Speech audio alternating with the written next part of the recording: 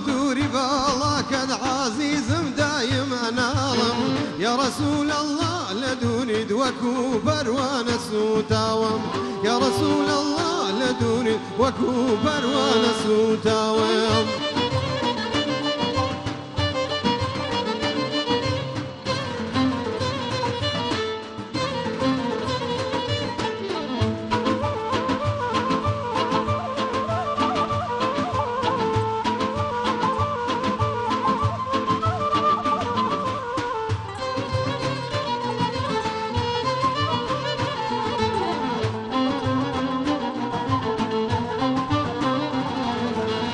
چمن یک بار خاموش خروشی بلبلان بابه چمن یک بار خاموش خروشی بلبلان بابه دلم رومات مدهوش خدا فصلی گلان بابه دلم رومات مدهوش خدا فصلی گلان بابه برین دارم هم بیمار و درد دارم برین دارم هم بیمار و درد دارم والله بودوري باڵا کەت عزیزم دایم ئەناڵم یا رسول الله لدونید وەکو پەروانە سوتاوم یا رسول الله لدونید وەکو پەروانە سوتاوم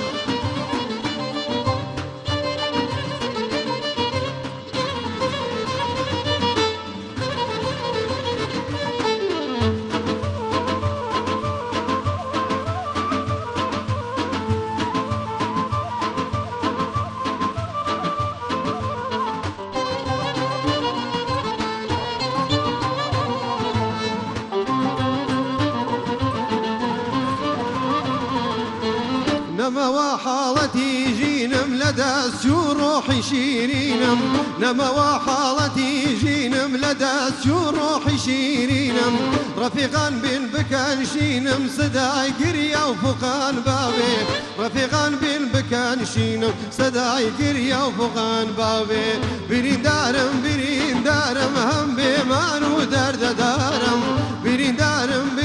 دارم هم بيمان ودرد دارم والله بودوري باڵا کەت عزیزم دایم ئەناڵم یا رسول الله لدونید وەکو پەروانە سوتاوم یا رسول الله لدونید وەکو پەروانە سوتاوم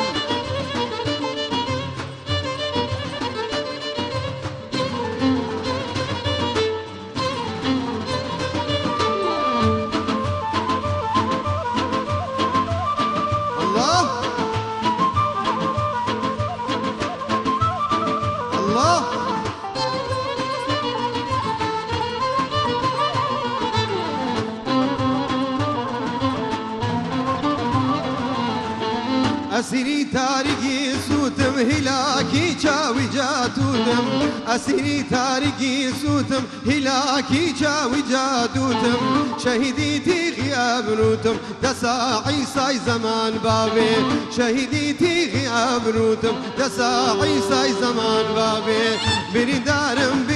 دارم هم بيمار ودرد دارم برين دارم هم بيمار ودرد دارم والله بودوري باڵا کەت عزیزم دایم ئەناڵم یا رسول الله لدونید وەکو پەروانە سوتاوم یا رسول الله لدونید وەکو پەروانە سوتاوم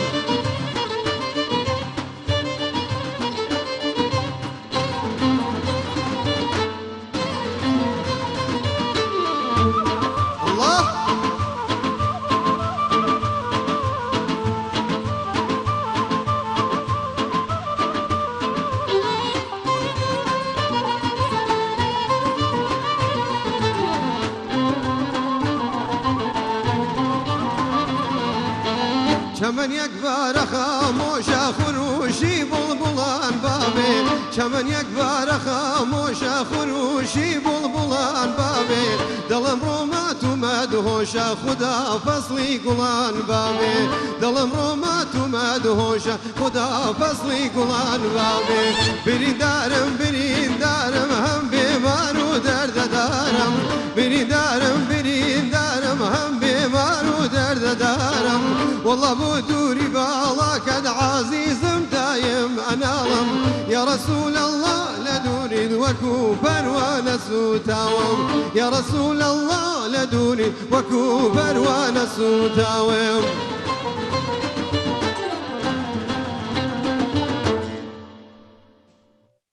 دەستان خۆش بێ زۆر سپاس بۆ کاک پەیامی بەڕێز ئیسلا و ڕێز و يا الله يا الله يا الله يا الله يا الله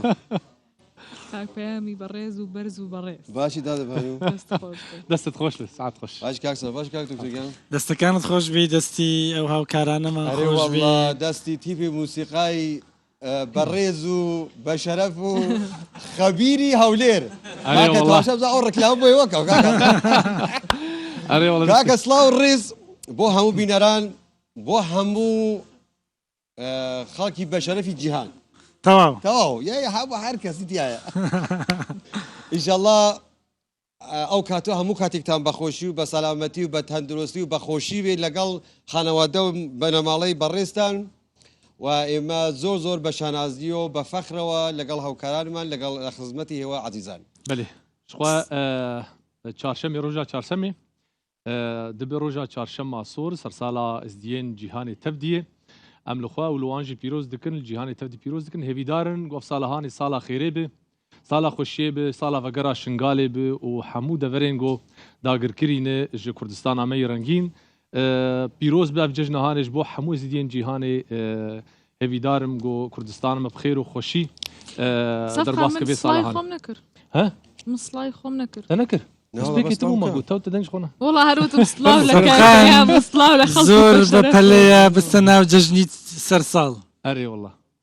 زۆر بە پەلەیە كلام كدادا بان دووبارە سڵاتان لەبێ لە بەرنامەیەکی دیکەی پارشیف لەگەڵتانین بەڕاستی ئەم شەو میوانی ئەم شەو دنیایەک میوانمان بۆ حازر کردوون لە هەموو شەوەکان زۆرتر ئەم شەو میوانمان هەیە اینجا بابەتی زۆر جیاوازمان هەیە بینەرمان بن براوی دوێنێ شەویش ڕائەگەیەنی بیرمان نەچێ براوی مناجات و ئێستا ڕایگەێنین ايدا دكتور بسلام كاك دكتور سلام کاک دکتۆر سڵاو ناکە سڵاو ڕێزم هەیە بۆ وەرگرانی ڕوودا و هیوادارم ئەم ڕۆژانی کە ئێمە تێیدا بەیەکەوە دەژین سروتی ئاینی ئێمە بە ڕۆژووین مسلمان کریسیانەکان ڕۆژویان تەواو بوو جەژنیان کرد ئێزدیەکان ئیتر ئەم ئێوارەیە لەلالش جەژن دەکەن لەگەڵ سەفخان کە ئاماژەی بۆی کرد میوانی تایبەتمان هەیە بە دڵنیاییەوە وەکەوەی کە بانووتی ئەم شەو میوانی زۆر تایبەت و زۆرمان هەیە بەڵام لەوەوە دەست پێ دەکەین بزانین چێ براوەی دوێنێشەوە سەرەتا پرۆمۆیەکە دەبینین بەێ دواتریش بانو پێتان دەڵێکە ئەم شەو چێ براوەیە تەماشا یاڵا. بەزایە چوو بەبا عمرم بەبێهودا لە دەست دنیا سپی بوو مووی سەر و ڕۆڕاش بەبێ زوهد و بەبێ تەقوا ئەبەم حاڵە چنۆن ڕوون بێ طلب كم جنة المأوى أمن دستم بداماني تعي مولاه درويشان أمن روحم بقرباني تعي آغاه درويشان وڵا جەماعەت ئەوەندە پەلەیان بوو لە باتی پڕۆمۆ براوەکەیان پلەی کردبوو محەممەد ئیبراهیم خەڵکی چوارقرنا سەر بە پارێزگای سلێمانی لە ئیجاری ڕاپەڕین بۆتە براوەی دوێنێ شەوی مناجات لەو چەند کەسێک کە بەشدار بوون هیوادارین ڤیددیۆی باشترمان بۆ بنێرن بۆ پێشبڕکەی کۆچایی وڵا کاک پێیان دەست پێکەرەوە پێیان بڵێ کە ئەو خەڵاتە چەند گرنگە ان شاء الله بمان او فيديوانه بمان بريده كان بكرد زور زور جرينجا بمان فيديوكا بردوام بمان بريني وقنا بخوا قال كاكا كيو قصدك كاكا جيمي بخوا كاكا جيمي بود بعد كاكا جيمي نا ولی بووە بڕکەن کاک پێیان من دۆش دکتۆرە گۆم گاو دەنگێوی پڕ خۆشگەرەك ئەو دەرکەوی وابوو ئێستا سەفخان میوانەکەت بانگ بکە بلش كاك سعود مستوري بري قشتي اوقاف ازديان لوزاره اوقاف الهرم كردستاني برا كرمك سرسرا وسرچعوا قلت بخير وجنات الفيروز جنات الفيروز بخير بيت باش براقي بخير بي سلام باش جمال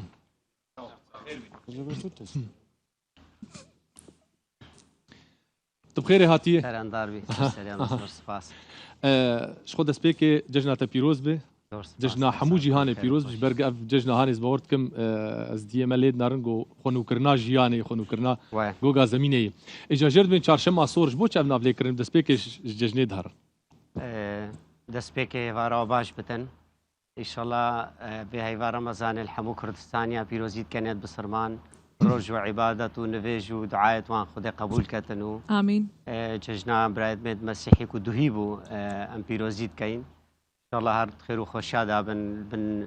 هەرێما کوردستانێ و بێک ڤێژیانێ سوپاس لە بۆ دوو کە هاتی گوتمان با توش لەگەڵەمە هەندێک جەوی پاشی و شتانە ببینی جارە شوێنەکەت پێ چۆنە لەگەڵی من تۆقت نەکرد کاکە ئەوە بەس لەگە سەفخان کردی چونکە سەفخان گۆرانی لەسەر لالش گوتی ئەگەر وڵا حەقیشە حەقێک معقول نییە قەینا بەس ئەمەش ئیشمان کردیە دکتۆر ئەمژێ چارشەما سۆر دەست پێ بکەش بۆچ ناوی چارشەما سۆرە ئەبخۆ نا چارشەمبوا سۆرە یعنی ناوێکی دیک و بەرینۆکە شکل گۆر یعنی زانین و پێزانینێت مەهێنەوە لەسەر هەی ئەو سەرێ ساڵە یا ئێزدیانە کووت کەفتە هەفتیا ئێکێش نیسانە ڕۆژ هەڵاتێک و سێزدە ڕۆژ فەرقن لەگەل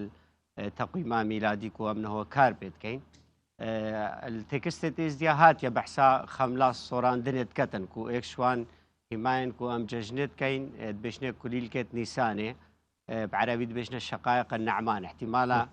گەلک ئەف ناڤەش هەندێ هات بتن ئەگەرنا ئەبخۆ سەرێ ساڵە ئێزدیانە نەک چارشەمبا بۆ سەر ساڵ ئێزدی تەقویمەک ڕۆژژمێرێکی تایبەتیان هەیە یان هەر ناو نراوە سەر ساڵ سەرێ ساڵە ئێزدیایە کولگۆر فەلسەفا ئێزدیا واش ئەف جەژنە کاشچی هاتیە بەر هەندێت بێژنێ سەر ساڵ ئەگەرنا والگۆر زانینە یاکوما فامکریش تێکست و قەولێت ئێزدیا ئەف جەژنە ڤەتگەڕێتە سەر وەختێت ئەو ملەتێت ناپەردوو ڕۆبارێت دژلە و فرات یادژین و تایبەت شێک حەزارات میزۆبۆتامیا و ئەمژی بەرمایکێت وان دیانەتێت میترایینە گۆر ئەو تێکستێت مەهاتیت بژن کەڤنترین جەژنە ئێزدیا جەژنە سەرێ ساڵە ئێزدیاش بەرکو گرێدای دروستبوونا عردیەت گۆر بیر و باور و فەلسەفا ئێزدیاتیەدا کوت بێژن یعنی ڕەب العالەمین کو شنوورا خۆ دوڕێک چێ کرد و درێ ئاو و ئاخ و بای و ئاگەر دروست کرد و ڕۆژا چارشەمبۆیە دنیا خەملی و کەملی و ژیانەکە نو لێ دەست پێ کرد بەر هەندێشکەم بێژین سەر ساڵا ئێزدیایە باشە کار کە لە جژنەکە ئەکرێت چییە؟ یعنی لە کاتی جژن ئێوە چی ئەەکەن دابوونەریتەکانتان چۆنە ئێستا جژنی ئێمە لە بەیانیەوانەیە خواردن حازرەکەین نوێژی جەژنەکەین برنج و فاسۆلیە هەرە بێ بخۆین سەردانی یەکترەکەین لە ئێوە چۆنە؟ حتما هەر ملەتێکی هەندێک جێوازیەت خۆی جەژنێوێت هەین ئێزدیاتیشک وەک دینێکی گرێدای سروشتی ما و ڕێ و ڕسم ناوێت هەین هەمن هێوارە جەژنێدا هەمن ڕۆژا جەژنێ بخۆشدا هێوارە جەژنێ ڕێ و ڕسم لالشێ تێنەگەران سوکا معریفەتێ چرا تێناوێ خستن سەروان مەزارگەهێن وێ دەرێ قەول و بەیت و تەکستێن ئێزدیال زاردەوێ قەول بێژ و زمانزانێن ئێزدیال وێ دەرتێنە گوتن هەروەسا سەماتێتە کێشانە پرێ و ڕسمێن تایبەت و یا معروفە سەما هەندێک ڕسمێت خۆی تایبەتێت هەین هەروە ساڵڤێ هەیڤانیسانێ ئێزدی بووکاناڤە گوهێزنج بەرگ و نیسان بێژن بووکە هەموو هەیڤانە وێ خەمل و جوانیا ئەو تێرا دەرباز بتن کەسک و سۆر و دەستپێکەکە ژیانان و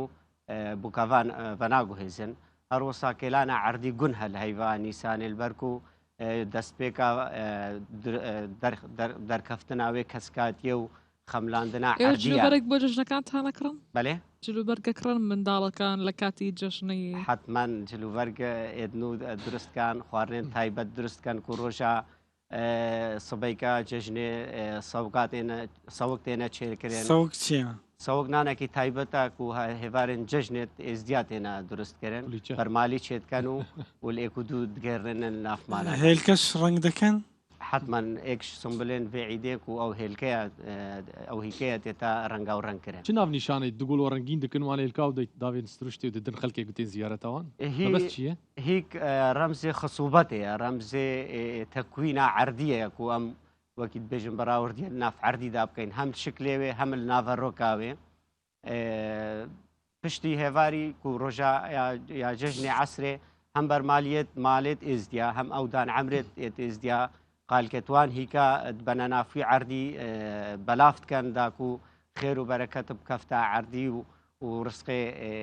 وی عەردی زێدەتر لێ بێتە خواردنێکی تایبەت هەیە ینی کە ئێوە لە بەیانی جەژن یان لە نیوەڕۆی جەژن بیخۆن ئامادەی بکەن عادەتەن ئەم کوتلکە ئەلمالچێتێن کوتلکە سۆر و دەستنی چییە کوتلکە سۆر؟ کفتە کفتەیەوە من بێشنی کفتە پێڵەن کوتلک؟ کوتلکەت سۆرن کفتەی سۆر شخوا ئەس ئێمە لە ڕۆژاوای کوردستانی مەزانی بۆ ئانا چارشەمێ vê varahanê min nameş Cabir û Cibêr û hemû dost û hevalên me meştev kirîvanê me Ewropa meştev daşandin îcarê tê bîra min yanî ji çend salat yanî ama ji dema şoreş çêbûyê yanî dest pê kir lê Rojavayê Kurdistanê ji wê çaxê de em bêhtir yanî xelk dirin cem Yezîdiyê cîranê xwe gundê cîranê xwe em diçûn hêka zarokê em ana dibe baba îro bendîn bû dibe baba te îsal nehat ji bo tişmer hêka bîne me zarok jî dibirin û jinik û me malem giş dirin cema serdana wan û bi hezara xelk tên yani mal wê derê vekirîn û deriyê wan û şekir û kulî aynekê wek cejnê me bisilmana ûlitkin êwe jî li vê derê çawa yî حتما ئەو پێکڤژیانە لە هەرێما کوردستانê هەیکو ئەم شانازیە پێ بکەین نە پێکڤژیانەکە مستەنەعە پێکڤژیانەکە ینی خۆزاییە کلتۆرێ کۆمەلگەها کورداواریە داوە هەی هەموو ئەو هەلکەفتێن ئۆلی نابەی نامەدا و جینارت مێت بسرمان و برادمێن مەسیحی ئەو سەردانە گەلک نۆرمالن ئەم مالێتێک و دوو حاضر بین و گەلک یعنی مەظاهرێت زۆر نۆرمالن بۆ هەر کەسێکشمە و پرانیا خەلکێمە بسرمان سەردانە مالێتمەت کات هەم بۆ پیرۆزبایە هەم بۆ وان هیکا بۆ زاڕێت خۆ بەنێرگەل خۆنەی هەم بۆ خوارن خواردنێش ئەمن چەند ساڵ پێش ئێستا چوومە لالش لە ئێوارەکە زیاتر میوانی ماڵی سعود بووم بەشداریم لە ڕێوەڕسمەکە کرد بەیانی جەژن کە هەستام لە ناو جەژم بووم لەگەڵ دایکی ڕێز سلااوم هەیە لە بۆ خانەوادەی ئەو هێلکانەمان ئەو تەقلیدە کە هەیە ئەمە بەڕاستی من بینیم هەتا لە شێخانی شەوکات میر تەحسین بەڕەحمەت بیما بوو بابە شێخی پێشتریش هەر بە هەمان شێوە بینیم خەڵکی موسڵمان بە پەرۆشەوە بە جلوبەرجی با بڵێ نوێوە هاتبوونە سەردانی ئەمان اینجا بابە شێخ و میریش زیاتر مسلمانەکانیان دەبردە سەرەوەی خۆیان خەڵکی ئێزدی لە خوارەوە دانیشت بوو ئەم با بڵێن پێکەوە ژیانە ئیستیغلالکردن و سوود وەرگرتن لەم بۆنە ئاینیانە چەند ئێمە توانی ومانە سوودیان لێوەربگرین لە بۆ قوڵکردنەوەی پێکەوە ژیان و یەکتر قبوڵکردن هەر هەبوو ناجەژنا بۆ هەندێک و ئەم خۆشەویستیە بۆ یەک و دوودانین ئەم یەک و دوو قبولکەین وەکەم هەینا ئەمل ئێک و دوو ببۆرین هەکە کێماسیەک هەبتن شانسێمە ئیساڵک و ئەف هەلکەفتێتمە هەموو کەفتنەلگەلێک هەمت برا مەسیحی و هەم لە هۆ ڕەمەزانە پیرۆزە و هەم نەسبەی دووزبەک و ئەدبتە جەژنا ئێزدیا و ئەم هەمووشک بێ استثمار بکەین بخۆ ڕاستیشک دژمن و نارێت مەگەلەکەن و چاوێوان vê pêkvejiyanê li herêma Kurdistanê rana bidin. Pîlanên gelekên mezin ser herêma Kurdistanê ku vê pêkvejiyanê derzê bêxinê. Madem çara nivîsê me êka em hemû dewet kirîne hem piyawên ayînî hem nuxba hem ametê xelkê ku em evê pêkvejiyanê bi xwe ragirîn û em xurtir lê bikeyn û em baştir lê bikeyn madem çara nivîsê me êka lazim em baş êk û dû fehm bikeyn û em êk û dû qebûl bikeyn em wek hîn. Belê kekê Siûd ez bawer dikim wan salek têto hêzê tarî dihatin Daeş û ji gêrî wan jî dihatin ser şingalê ew bû belata serê xelkê me şingalê dihat. Hinkî rewşa cejnê paş divegiriya yani digot dilê me nexweş îsal cejnê çê nakin îsal yani آنها چاوای خەڵکیش ئەوروپا تێنج دەرەوە تێنج ڕۆژاوا تێن سەردانا لالەشێ دکەن تێن جژنێ چێ دکن و هاوەگەریای نورمال وەک بەرە یان چاوای هەلبەت خۆل دەستپێکە ینی تایبەت ئەوێ کۆمەڵکوژیە ئێزدی توش بووینێ لە 2014 سەردەستێ ڕێکخراوە تیرۆریستا داعش ئێزدیا ڕێوڕسمێت خۆیت ئاینی نەهێلاینەش بەرکو چەند فرمان و چەند ئەو ستەما لە ئێزدیا بێتەکردن بترب ئۆلاخۆڤەت ئێنەگرێدان ئەگەر نا ئەوە 75 فرمان سەرێزدیا هاتن مەفروزە نەهۆ نەمابانە بەرهندێشک ڕێوڕسم تێنە گێڕان خەلکێمەی ئاوارەیە مخابن پوێ پەرش یعنی وەزعێ بێ سەروبەرێ خۆ ژیانە ڕۆژانەش دەرباستکردن لێ ڕێوڕسم تێنە گێڕان ئەو خەلکێمەیە دەربەدەر بووی و ئەوە تقریبان 2 ساڵاش بەر کۆرۆنایەوە نۆکە گەلک گەرمی وێت هاتینەوە ئەنهۆژی من هەندێک سارەوێت ڤڕێکرین و میێوان مێتەی ژمارەیەکێ ببوورە پێم ژمارەیەکێ بۆی کەوا چەند خەڵک هاتیە ئەوە چەند ڕۆژە پێشوازیە خەلکێمەت کەمل مەتاری تایبەت ئەو ڕحلێتێن تایبەت وڵاتی ئەلمانیا وڵاتی دیش بەسێل وڵاتی ئەلمانیا 5-6 سەدێ ئێتارێدا خەلکێمە ئێزدی بوو دڵخۆشی بەکو هاتینا و ئیساڵە جژنێل گەلمە بکەن پەرزگە هەلالش و نافکە سوکارێت خۆدا هەرێن باش ئەمە دەرفەتێکە بەوەی پرسیاریەوە بکەم بەداخەوە لەو شەوی ڕابرد و بەر لە مەغریبیش هەندێک پێکدادان باسکرە لە میدیاکەن بۆی کەوا لە نێوان هێزەکانی سەر بە پارتی کرێکارانی کوردستان و سوپای عێراق لە شنگال ڕوویداوە ئەمە لە جەژندا و بەرەو جەژنین دۆخی شنگال چی لێ هات نوێترین زانیاری ئێوە بە دوواداچوونتان هەیە ئێستا ڕەوش چۆنە ڕاستی ئێکش کولێتمەیەت هەرێت مەزن و نەهاتینە دەرمانکردن شنگارە پشتی کۆمەڵکوژیا و ئێزدی توش بووینێ 2014 ئەوە گەلک هەوڵ هاتنەدان و وەزعی شنگال بێتە ئاساییکردن لێ مخابن هەندێک ئەجندایەت هەمێن نافخۆی هەمێن ناودەوڵەتیشک ناهێلن ڕەوش بێتە ئاساییکردن بەر هەندێشە خەلکێمە و نزیکی 200,000 ناوا 15 کەم پێت پارێزگا هەدووەکێدا دژین ژیانە خیڤەتێ خۆشترە و بچنل سەر مالێ خۆ حالێ خۆ سەر عەردێ خۆ جارەکە دی ژیانێ دەرباسکەین بۆ چۆنامە کلیلا چارە سەریە جێبەجێکردنا ڕێکەفنا هەولێر و بەغدایە و ئەو خاڵند گرنگێت هاتین و هەم ئاغادانکردنا یا شنگارێت تێدا بتن هەم ئەمنیەتاوێ گرنتی بکەن هەم ئیدارەکە ئەو ژێڕازی بن بۆرا جارەکە دیل سەر و شنودانێن و ئەو هێزێن کوونۆکە ئەوێ ئالۆزیە دروستکەن و بۆیە بێ هیوایل نەک کۆمەلگای ئێزدی دروست کردی کوتانۆکە بترش 20 سادێ خەلکێمە ئێزدی کۆچی دەرەوەی وڵاتکردی هەژی هەندێک و ئەو هزرێ لێ بکەن وەزع بەرە باشتە پرێبشت و خەلکێمە ئەم ناهیەتاوان بێتە گرن تێکرێن ئەو جارەکە دی بزڤرنە سەر حالوارێ خۆ دکتۆر دادەبان و کاگە سافقان ئەمە دەمەوێ لێرە سپاسێکی تایبەت لە مەرجعی باڵای کورد جناوی سەرۆک کاک مەسعودی بارزانی بکەم بۆ ئەوەی کە هەموو ئەدیان لە کوردستان پێکەوە ژیانێکی خۆشیان هەیە و جناوی کاک مەسعودی بارزانی هەموو ئەوانەی کە کوردن لە هەموو ئەدیانەکان وەکو منداڵی خۆی تەواشارن و خەمخۆری هەموو کوردەواریە لە هەموو جیهان بێ ئەمە سپاسی کاک مەسعودی بارزانی یەکەم جناوی سەرۆک کاک مەسعودی بارزانی بەڕاستی پێکەوە ژیانێکی خۆش و پڕ لە ئارامی بۆ هەموو ئەدیانەکان داناوە بەڵێ ڕۆلی سەرۆک بارزانیش لە ڕزگارکردنی شنگال بەوەی کە چۆن بەڵێنیدا بوو بە ئێزدیەکان تاوەکو شنگار ڕزگار نەکە و بەڵێنەکەشی بردە سەر بۆ خۆشی سەرپەرشتی شەڕەکانی دەکرد بۆ مێژوشت بێژم و ئێزدی گەلک جاری تووشی فرمانە بووینە هەم جغرافیەتا خۆش دەستدایە هەم خەلکێ خۆش دەستدایە ئەوە بۆ یەکەم جارە سەردەستێ پێشمەرگێ قارەمان و جەنابی سەرۆک بارزانی و ئەو بەڵێنەدا بۆ ئێزدیا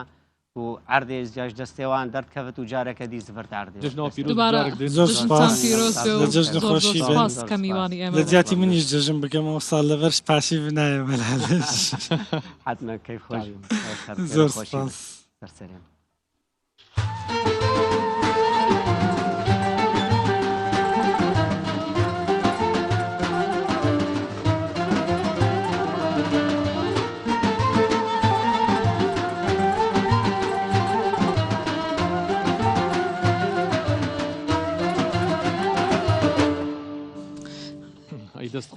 پارشیف بەردەوامە دەمانەوێت لە بڕگەیەکی دیکەی پارشیفدا باسی ڕۆڵی ژن بکەین لە ئابووریدا کە بە تایبەت لە ئیسلامدا چۆن باسی سربەخۆی ئابووری ژنان کراوە. پێشتر میوانێکمان هەیە کە دەمانەوێت بزانین لە هەرێمی کوردستان چەند ژن بەشدارە لە پرۆسی ئابووریدا لە پرۆسی بازرگانیکردندا. میوانێکمان هەیە ئەمڕۆ بەڕێز گەیلان حاجی سعید سەرۆکی لقی هەولێر یەکێتی هاوردە و هەناردەکارانی کوردستان با فەرمی و زۆر زۆر بەخێر بیت. بەخێر بێی کاک گەیلان فەرموو. کاک گەیلان دووبارە ڕەمەزانت پیرۆز بێ. پیرۆز بێ لە ئێوەش جەوەکەت پێ چۆنە؟ قبول بێ زۆر سپاس. جەویێرت پێ چۆنە؟ زۆر خۆشە دەستان خۆش بێ شتێکی جوانتان کردی. دەردی کاک پێیان بەڵێ بەرنامەکانی ویستم وا بڵێم. هەر هاتم دەستخۆشیم لێکردن لە بۆ شوێنەکە بەڕاستی شوێنەکە شوێنێکی دڵگیر و ماڵە چەلەبی زۆر گونجا و حەوشەی ماڵی هەولێر مستحقیلەوەی زیاتریشە قەڵای هەولێر قەڵای هەولێر سرود و مناجات و لە ڕۆژ ئاوە و لە ڕۆژ هەڵات و لە سلێمانی و لە هەولێر و دەستان خۆش بێ و دەستخۆشیتان لێ دەکەم لە هەموو لایەکتان بەخێر بێی سەر زۆر بەخێر بێ. اینجا ئەمە پرسیارەکەم کەم ئەمانەوەی باسی ڕۆڵی ژنان بکەین لە بازرگانی کردندا. ئێوە وەکو یەکێتی هاوردە و هەناردەکاران هیچ ژن لای ئێوە تۆمار کراوە کە کاری بازرگانی دەکا یاخود پرۆژەی گەورەی هەیە بزنسی گەورە دەکا لە هەورێمی کوردستان؟ بەڵێ سەرەتا دەمەوێت زۆر سپاسان بکەم لە بۆ ئەو بەرنامەیە و بە تایبەتی کە ڕۆڵی ژنان لە بزنسکردن لە کوردستان و عێراق بە گشتی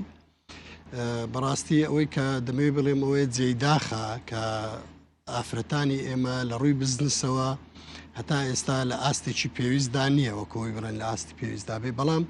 لەگەر ئەوەش دەتوانم بڵێم لە چەند ساڵی ڕابردوو وردە وردە دەستیان پێکردووە بەوەی کە هەندێک لە خانمان دەست بە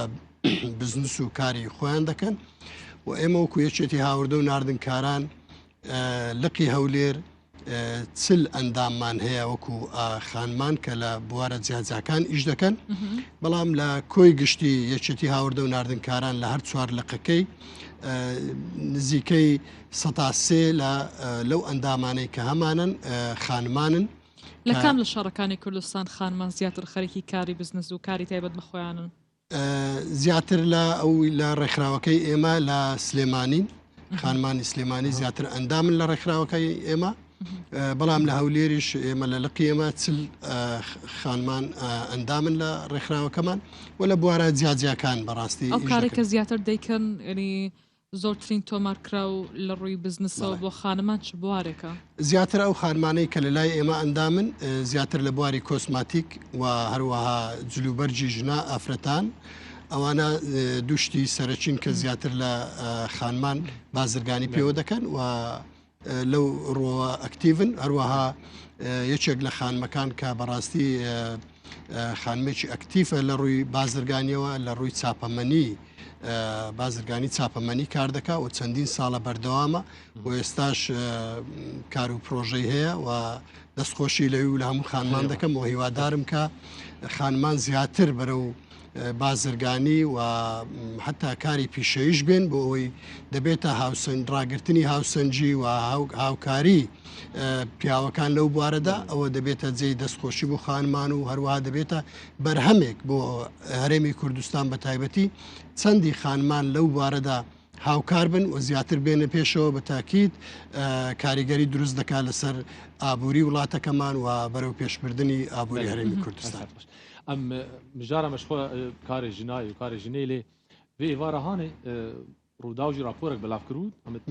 behsa hawrdekirnê jî dikin em qezeş bikiş bo xelkê me jî li Herêma Kurdistan behsa çîroka xurma dikirin digo xurma rewşa wan nedurust ew çi çîroka wan te ji me behs kirma dîsa bigirin bijara jinê. Wela xwetan dizanin li mancê Remezanda ziyatr xwaz li ser xurmada ziyad dibe. Wezaretî Kuştukal بۆ پێی کە هەوڵ دەدات بەرهەمی ناوخۆ بپارێزێ و پێم وایە ئەو ڕێنمایە لە عێراقیش دەرچووە بۆیە ڕێگا نادەن خورما بێتە ناو عێراق و هەرێمی کوردستان. بەڵام ئەوەی دەبینن کە ئێمە بۆ پێی سنوورەکانمان زۆر کۆنتترۆل نییە یاخود لەژێر کۆنتترۆلی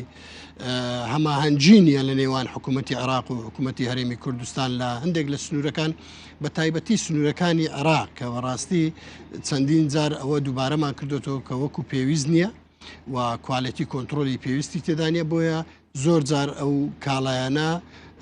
دێتە ناو عێراق و لەوێشەوە دێتە ناو هەرێمی کوردستان ئەوە جێگای داخە کە بەڕاستی بە تایبەتی خۆراک دەبێ هەڵوێستەی زیاتری لەسەر بکرێ بۆ ئەوەی ئەو خۆراکەی کە دێتە ناو هەرێمی کوردستان تەندروست بێ و بەپێی ئەوەی کە کوالەتی کۆنتترۆل ڕێنمایی دەردەکا بەو پێ بێ بەڵام ئەوەی کە زۆر دەبینین لەو چەند ڕۆژانەی ڕابردوودا چەند بازرگانێک لە خواروی عێراق یاخود لە هەندێک لە مەرزەکان هەندێک لە خورمایان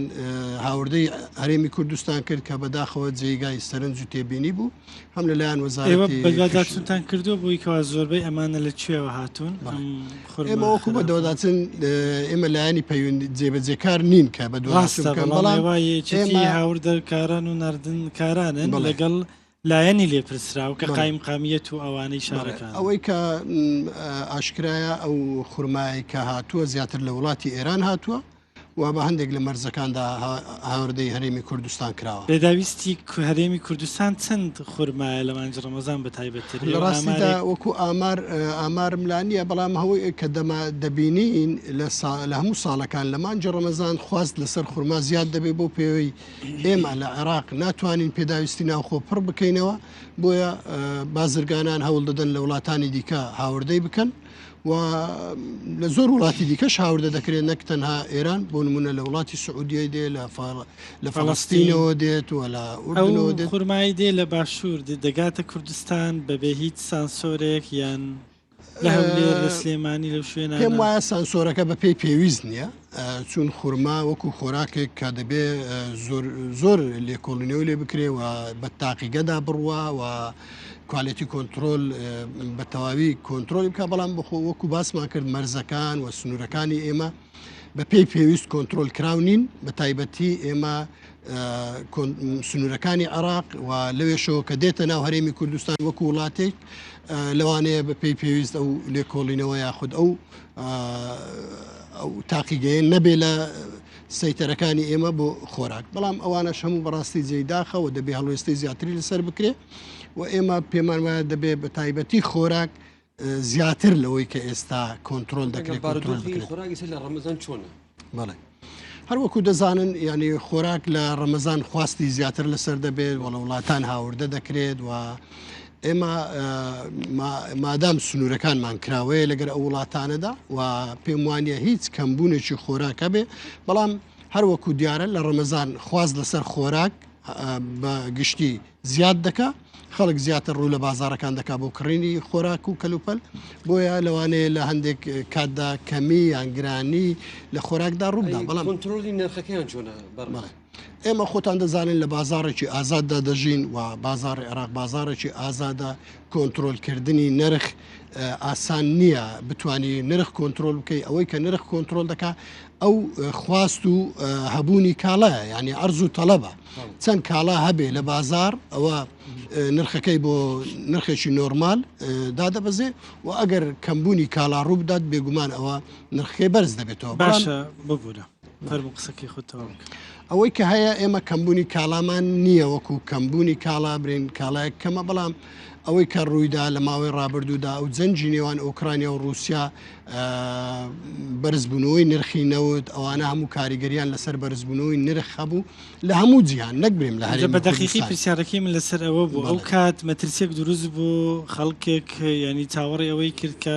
نرخەکان بەرز ببنەوە بۆ ئەمە حکوومەت یاریمی کوردستان بڕیاریدا کە باز لەسەر هەندێک خواردن هەڵبگرێت ئەمە کاردانەوەی ئەکتیڤی هەبوو بەڕاستی نرخەکان لە بازاردا بەزین یان ئێمە جیاوازێک نابین لە نرخەکان خۆی ئێمە وەکوێچێتی هاوردە و نردنکاران چەند ڕۆژێک پێش بڕیارەکەی حکوومەتی هەرێمی کوردستان یاداشتێکمان ئاراستەی ئەنجومەنی ئابووری حکوومەتی هەرێمی کوردستان کرد بۆ ئەوەی کە بتوانێت بارسوچی لەسەر بازرگانان و هاوڵاتیان دابدرێ بەو پێی کە حکوومەتی عێراقیش گومرجی لەسەر زۆرێک لە خواردنمەنی هەڵگرت لەو یاداشنامە چەندین خاڵی لە خۆ گرتە بوو یەک لەو خاڵانەی کە هەرە گرنگ بوو بە باشمانزانی لە ئێستادا گومرگ لەسەر خواردەمەنی هەڵبژیرێ بەو پێی خواردەمەنی و هەموو کاڵایە سەرەتایەکان لە جیهان نرخی بەرز بووە بۆ ئەوی ببێتە هۆی بارسوچێک لەسەر هاوڵاتیان بە جۆرێک لە جۆرەکان کە ئەو نرخی گران دەبێ هەندێک هاوکار بێ ئەو هەڵگرتنی گومرگ بێگومان جێگای دەستخۆشیە لە بازار نرخەکانی دابەزاندووە بێگومان کاریگەری خۆی دەبێ و کاریگەری خۆی بووە و ئەوەی ئێمە ینی ببورە نرخێک شتێک لەو کاڵایەنت لە پێشە بەوەی کەوا بڵێ بەر لە بڕیارەکە بۆ نمونە تۆنی بەوەندە بووە بەڵام ئێستا بەوەندەیە یان ئەمە جارێک دیار نییە خۆی تازە بڕیارەکە دەرچووە لەوانەیە ئەو کاڵانەی کە ئێستا دەگاتە ناو هەرێمی کوردستان ئەوە کاڵایەنە نرخیان هەرزانتر بێ لەو کاڵایانەی کە پێشتر هاتوونە بێگومان کاڵا بە ڕۆژێک و دوان ناگاتە ناو هەرێمی کوردستان زۆربەی ئەو کاڵایانەی خواردەمن لە زۆر وڵاتی دوورەوە هاوردە دەکرێن بەڵام گومانم نییە لەوەی کە هەر بازرگانێک کاریگەری کرد لەوەی کە گومرگ لەسەر کاڵایەک نەما بە تاکید بەپێی ئەو بازارێکە هەیە نرخەکەی خۆی دادەبەزێنێ بۆیە گومانم لەوەی نیە کە نرخەکان ئێستا دابەزیون و فەرقی کردو ساڵی ڕابردوو گلەی جوتیاران و خەڵکی هەرێمی کوردستان لەوە بوو کە کاڵاکانی بەرهەمی ناوخۆی هەرێمی کوردستان هەناردە بکەن ڕێگریەکانی حکوومەتی فیدراالی و ئەو بابەتانە کێشەیان بۆ دروست بوو ئەم ساڵ ڕەوشەکە چۆنە ئەم ڕێگریانە بەردەوامن ئێوە چیتان کردووە لەگەڵ حکوومەتی فیدرال ئەگەر مەبەستت لەو کاڵایانەی خۆمان کە هەناردەی شارەکانی خواروی عراق بکرێ مەبەستەوە بێ بڵێ حکوومەتی عراقی زۆر جار ڕێگری لە سەیتەرەکان دروست دەکا بۆ پێی کا ئەو کاڵایانەی هاوردە دەکرێت بۆ هەرێمی کوردستان لێرەوە دەگوازرێنەوە بۆ شارەکانی ناوەڕاست و باشووری عراق زۆر جار ڕێگری دەکا و ئێمە هەموو ڕێگریانە بەردەوام من ئێستاش لە هەندێک کاڵادا بەڕێ بە تایبەتی لە کاڵای کارەبایی و کێبل محەویلات ئەوانە ئێستاش بەردەوا من ڕێگری دەکەن بەڵام خەڵکی مە بە چیتان کردووە بۆی ئەم ڕێگریانە ئێمە بێگومان هەر کاتێک کە شتێک لەو زۆرە ڕوودەدا ئێمە بە بلایانی پەیوەنددار ڕدەگەێنین و بە تایبەتی وەزارەتی بازرگانی کە ئەوان دەتوانن لە ڕێگای خۆیانەوە هەماهەنگی بکەن لەگەڵ حکوومەتی عراق و لە ڕێگای گۆمرگ بۆی بتوانن ئەو ڕێگریانە لە بەردەم بازرگانانی ئێمە نەهێڵن ئەوە دەبێت کاریگەری دەبێت لەسەر ئالوگۆڕی بازرگانی لە هەرێمی کوردستان زۆر سپاس بەڕێز گەیلان حاجی سەعید دەستان خۆش سپاس زۆر سپاس.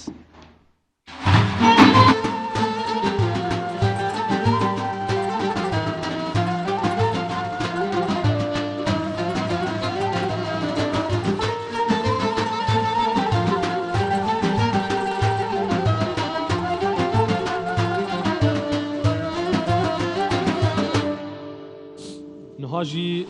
میوانێکی منی دن هەی عینە میژارە ژنێ و ڕۆل و باندۆراوێت بازارێت و کارێ ژنێ لە بەخوایتر سەرەی ئێمەیە سەرەی ئێمەیە مۆزوعی ئێمەیە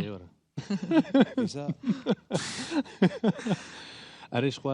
خۆ بانۆ ژنە کار کرد ئاوژی کار دکو تەواو ئەمڕۆ خانمان قسە دەکەم مونا ژنەکە سەرکەوتیێ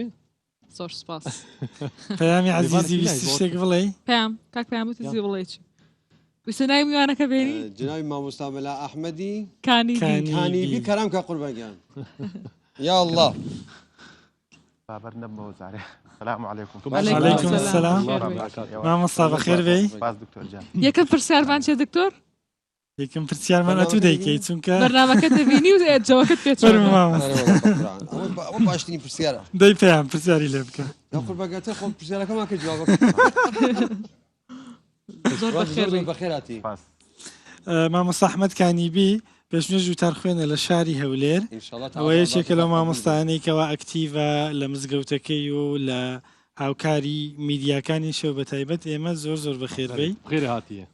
لەگەڵ کەش و هەوای ڕەمەزان چۆنی مامۆستا الحەمدولله باشی مان دوو دەبین تەلەفۆنمان زۆر بۆ دێ فشارمان لەسەرە بەڵام خۆمان ڕۆژێ بەشەو ڕۆژێک چەند تەلەفۆن وەڵام دەدەیەوە وڵی ئەو ڕۆ باش بووم ڕەنگە بەگشتی 3 ساعت قسەم کردێ بە تەلەفۆن بەس دوێنێ بوو پێکەوە بووینیان پێرە ڕەنگە 5-6 ساعت قسەم کرد شش کاژێر وەڵامی پرسیاری شەرعی و خەڵک و جای مامۆستادەی نەفەرموو بەرنامەکەی دەبینی شەوان زوو دەخەوم مەقتەعی لە سوسیال میدیای تەمەشا دەکەم بەڵام سعات 11 زۆر تاخیر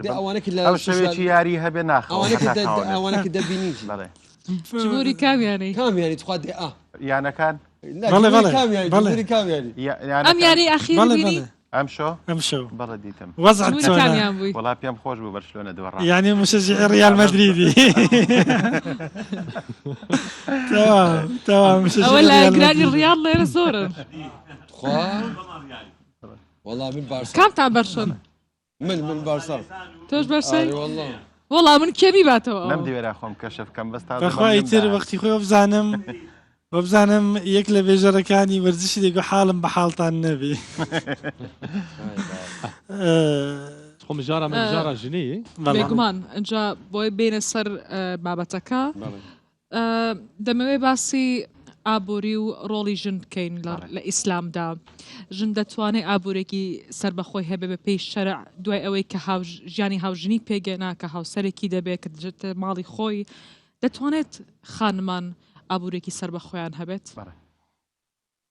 بسم الله الرحمن الرحيم الحمد لله والصلاة والسلام على رسول الله محمد وآله وصحبه ومن والاه دەستان خۆش بێخوای گەورە موفقمان بکە بێگومان ئاینی پیرۆزی ئیسلام ئاینی جێڕانەوەی کەرامەتە بۆ مرۆڤ تەبان لە سەردەمێک خوای گەورە ئیسلامی ناردووە کە مرۆڤ بە گشتی کەرامەتی نەبووە کۆی لە کەرامەتی نەبووە ژن کەرامەتی نەبووە سینایەتی زۆر بوو بە زۆرێک لە جۆرەکان مرۆڤایەتی بە گشتی چەوساوەتەوە لەلایەن تەبەقەیەکی تایبەت لەو کاتەوە تاوەکوی ئێستای لەگەڵ بێت تەبعاً ئاینی پیرۆزی ئیسلام ئافرەتی کردوتە خاوەن ئابووری ڕێگەی پێداوە کار بکە کردوێتە خاوەن بڕیار کردوێتە شەریکە ژیانی هاوسەری خۆی ئەنجا بە کۆمەڵک شەرت و شروط هەر لێرە یەک نمونە بێنینەوە تەبەن قورئان باشترین بەڵگەیە باشترین شتە ئێمە پشتی پێ بەستین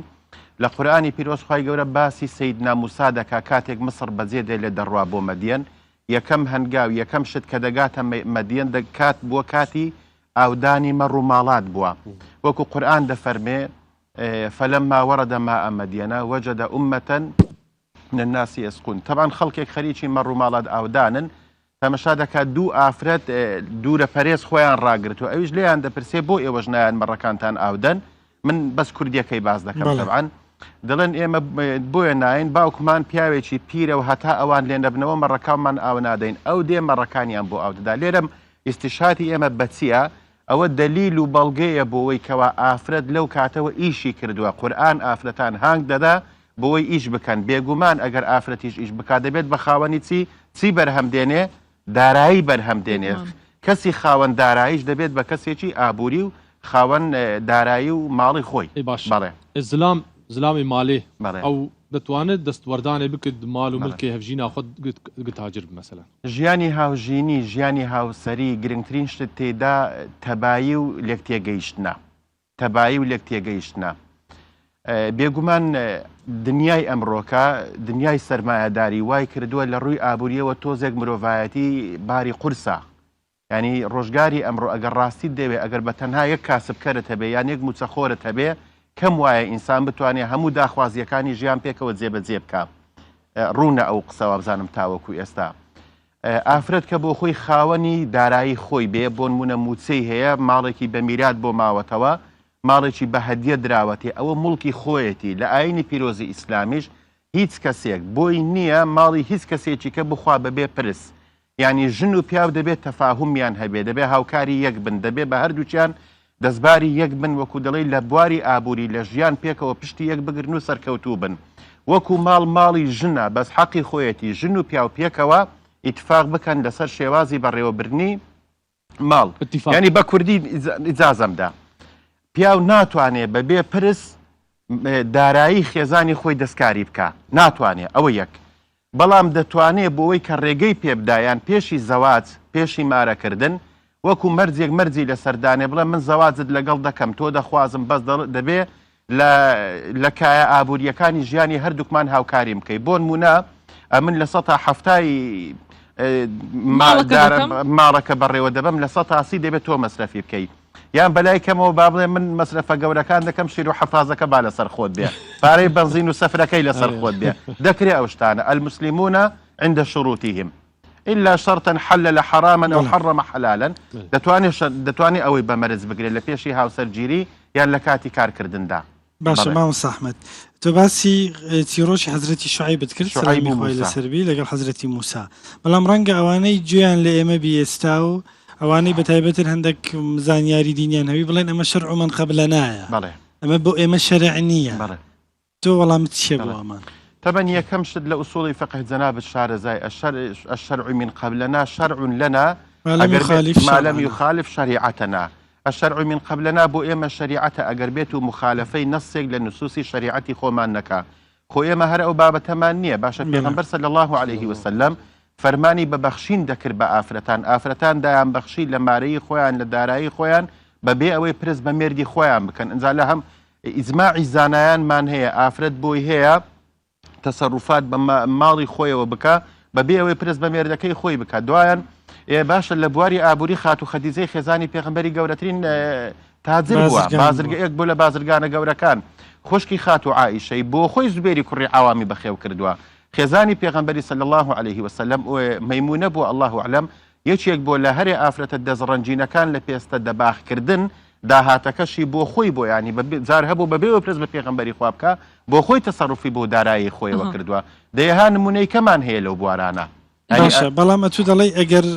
پێچەوانەی شریعەتی ئێمە نەبی خۆت دەزانی هەندێک هەنە ئەمە بە دروست نازانن وەکو چیە دەڵێن بۆ نمونە من با بەس ئەوە بڵێم وەقڕنە فی بیوتیکم دەڵێن ئیشی ئافرەت ئەوەیە کە لە ماڵەوە بئیشی ئەو بستە دەرێ و بازرگانی بکەت تۆ چۆن لەم ئاەتە تێدەگەی ئاەتی وەقڕنە فی بیوتیکن تەبعاً باسی خێزانەکانی پێغەمبەری خوا دەکا عەلەیهی سەڵات وەسەلام لە ئاینی پیرۆزی ئیسلام تەبعاً بابەتێکمان هەیە پێی دەگوترێت ئوسوڵی فقه کە بنەمای هەموو فقهی ئیسلامیە چەند شتێکمان هەیە عاممان هەیە خاصمان هەیە مطلقمان هەیە مقەیەدمانە ئەو ئاەتە ئاەتێکی خاصە یعنی وەقڕنە فی بیوتیکن تەنها خێزانەکانی پێغەمبەری خوایە لە ماڵەوە بمێننەوە لەگەڵ ئەوەشدا کە ئاەتێکی خاص بووە زۆر جار خێزانەکانی پێغەمبەر صلی الله عليه وسلم دەرچوون بە نمونە ینی هەندێک شت هەیە لە ئیسلامدا بەدیهیە باشە خات و عائیشە لەکوێ بوختانی پێکرا لە ماڵە بوختانی پێکرایان لە گەڕانەوە بۆ جەنگ لەکوێ باشە لە سڵحی حودەیبیە چیە مصلیحی بینی مسلمانان و پێغەمبەر بوو هەر ئەو ئافرەتەش خێزانی پێغەمبەر نەبوو صلی الله عليه وسلم کاتی خۆی خات و عائیشەی دایکمان بۆ دەرچوو لە مەدینەوە بۆی سڵح بکات لە بینی معاویە و لە بینی ئیمامی عەلی خوای گەورە لێیان ڕازی بێ کەوابێ ئەو ئاەتە خاصە دوای ئەوەش ئێمە سیرەی پێغەمبەر حەدیثی پێغەمبەر بۆ خۆی تەفسیری قورئانە هیچێکە لە مەسادری تەفسیری قورئان وەقڕنە فی بیوتیکن جا باشە شتێکی کە ئەگەر ئافرەت لە ماڵ بووی نەهات پایدەرە بۆ حیجاب واجب دەبوو ئافرەت ئەگەر لە ماڵە نەهاتایە دەرێ ئەگەر نەهاتایە تیڤی نەهاتایە بازار لە مەجلیس لەگەڵ خەڵک تێکەڵ نەبوایە لە مەجای کار و کەسابەتی نەدەکرد خۆ ئافرەت لە ماڵی خۆی حیجابی لەسەر واجب نییە هەر بەرگێک لە بەردەکا لە ماڵی خۆی لە پێشساوی مەحرەمی خۆی ئازادە کاتێک حیجابی لەسەر واجبە کە لەگەڵ خەڵک تێکەڵ بێ بەڵێ جناب مامۆستا ئێمە مەسەلی معروفێکیشمان هەیە هەر پیاوێک موافق لە هەر بوارێک لە بواری سیاسی لە بواری اقتصادی لە هەر بوارێک ژنێکی موافق پشگیری ئەو پیاوە دەکات پیاوی سەرکەوتو ژنێکی سەرکەوتوی لە پشتەوەیە پێچەوانەوە شەهر دکتۆر من پرسیارێکم هەبوو بۆ نمونە ئەگەر ئافرەتێک ئابوووریەک و دارایەکی خۆی هەبێت مەرجە لەسەر پیاو کە مەصرفی ئەو بکە کە دیسان مەصرفی ئەو نەفەقەی بدا نەفەقە لە فقهی ئیسلامی لە ئاینی پیرۆزی ئیسلام بەڕێوەبردنی ماڵ نەفەقەی ماڵ مەصرفی ئافرەت لەسەر پیاوە واتە ئەگەر دارایشی ئەو ئافرەتە ئەگەر دارایشی هەبێ ئەگەر موچەشی هەبێ ئەگەر میراتێکیشی بۆ مابێتەوە وەکو مڵکایەتی مڵکی خۆیەتی بەڵام لێرە ئێمە شتێکمان هەیە ئەمڕۆکە من باسم کرد لە بیدایەتی بەرنامەکەوە سیستەمی ئابووری جیهان ئەمڕۆکە بەڕێوەبردنی ماڵ قورسە کەم وایە موچە خۆرێک یان کاسبکەرێک بتوانێت هەموو داخوازیەکانی ژیان جێبەجێ بکە ئەو ئافرەتەش لەو حاڵەتەی نابێ 32 گرەی لە باخەڵی خۆی بتەوەر لەم پارەی مێردەکەشی خۆیانی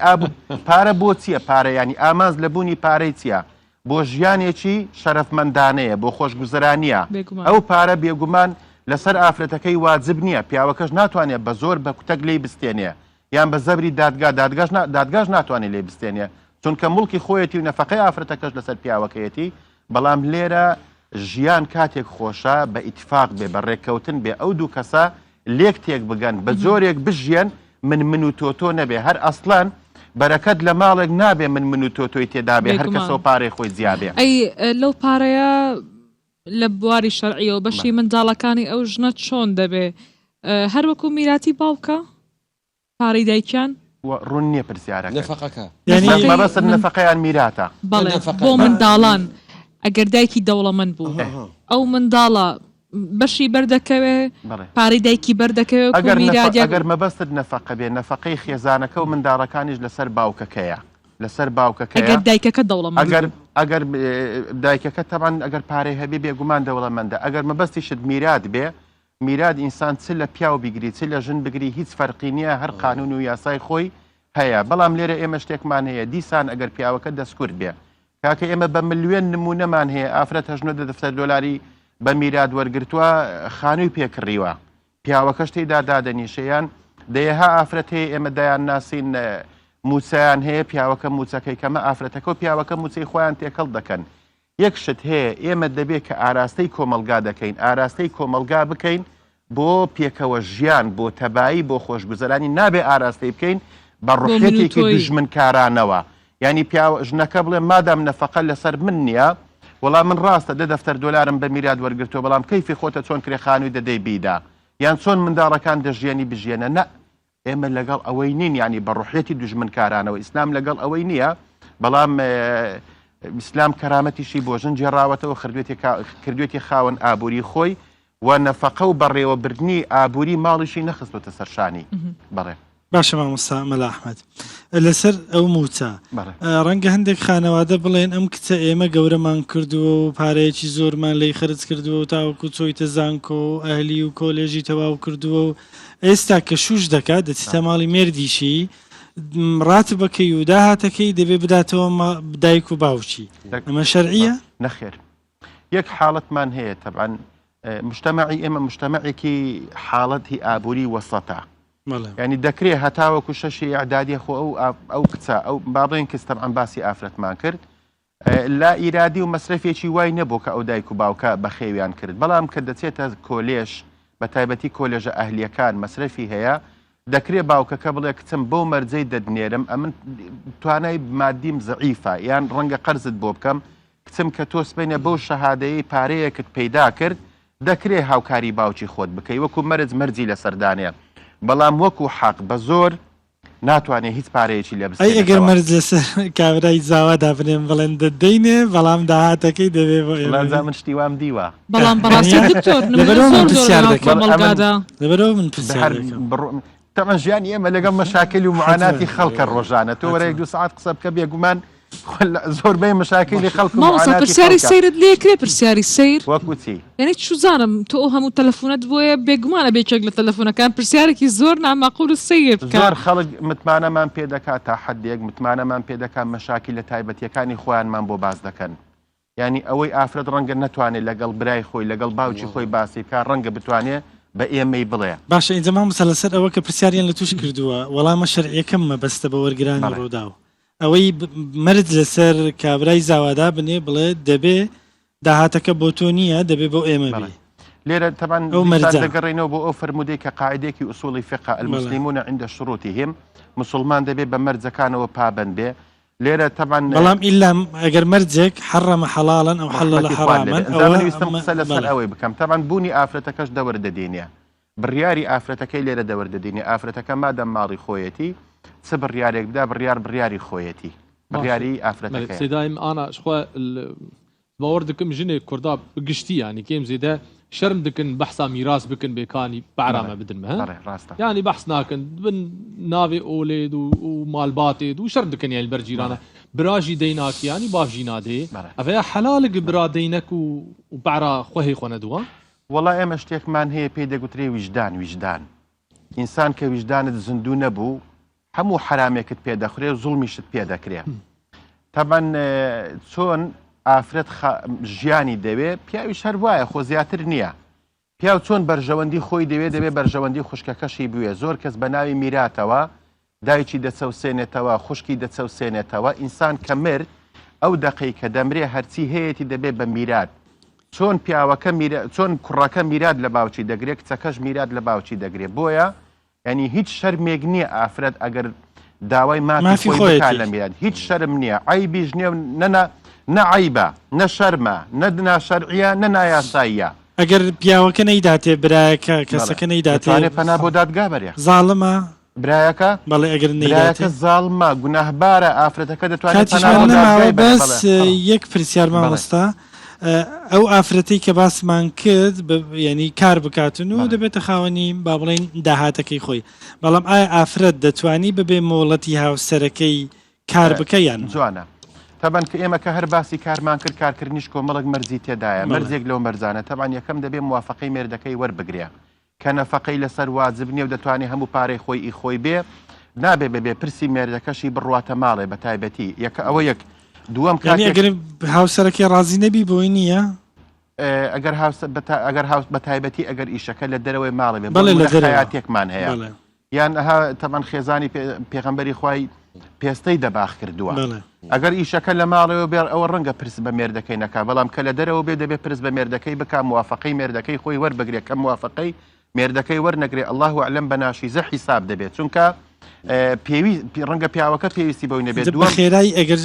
ئەوە مەرجێک لە مەرجەکان دەبێت موافقەی مێردەکەی وەربگرێت دەبێت ئەو ئیشە لەوی بوەشێتەوە بۆ نمونە مامۆستاییە لە بواری دکتۆریە لە بواری خەیاتی ئیشێک بێ شایستە بێ بەوی سێم نابێ خەڵوەی لەگەڵ پیاو هەبێ دەکرێت لەگەڵ پیاو تێکەڵ بێ بەڵام نابێ خەڵوە لەگەڵ پیاوکە مەرزی چوارەم دەبێ پابند بێ بە جلوبەرگی شەرعیەوە بە پۆشاکی شەرعیەوە. زۆر سپاس مامۆستا مەلا ئەحمەد کانیبی ئەم پاشیڤە لەگەڵ ئێمە بووی وەڵامی پرسیارەکانی ئێمەدایەوە لەش ساغویمان زۆر زۆر سپاس.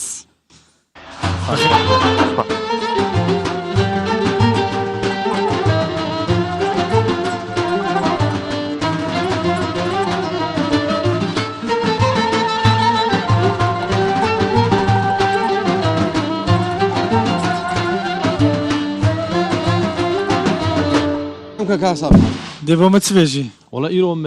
علی حەریری حاضر کردی چۆن بوو مەلا جزیرینە دوو عەلین شاعیر وەکو حەسان سەحکێ پەیام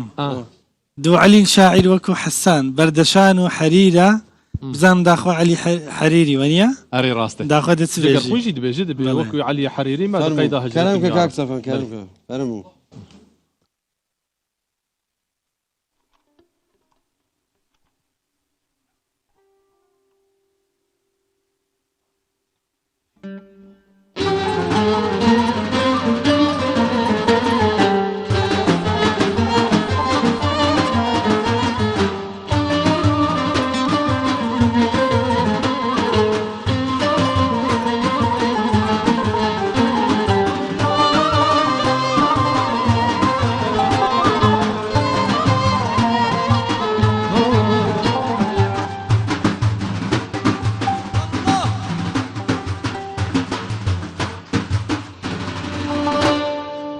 شكرا قردن جاج دي ساجرش توزن صمد ني شكرا قردن جاج دي ساجرش توزن صمد قوس البالا فرق تاج قوس البالا فرق تاج كبرشندن بعدد وكبر رشندن بعدد كبر رشندن بحساب مثلك ودانسي قالوا تاب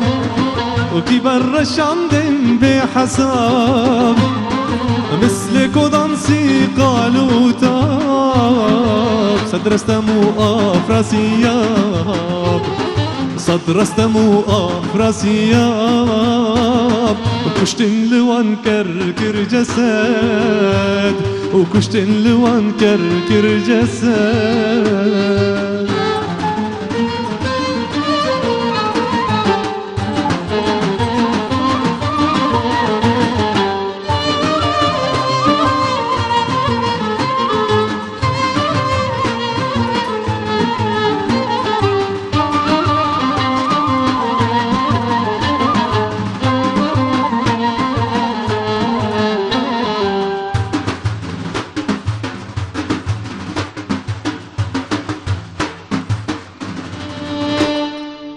padişah خسروان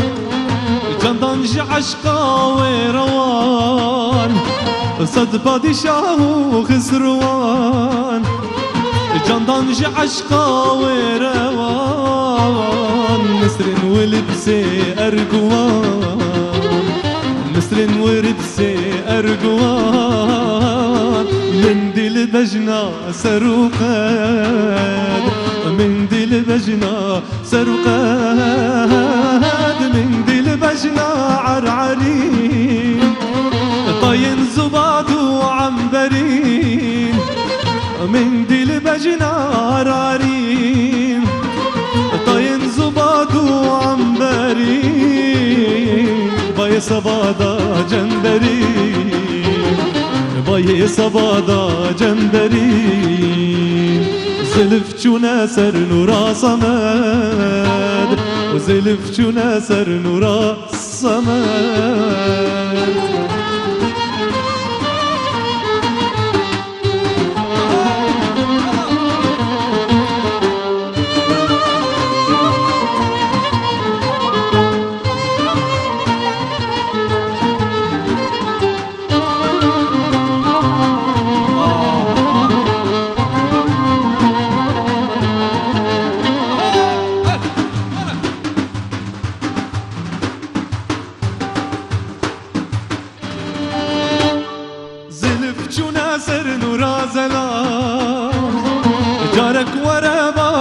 شمال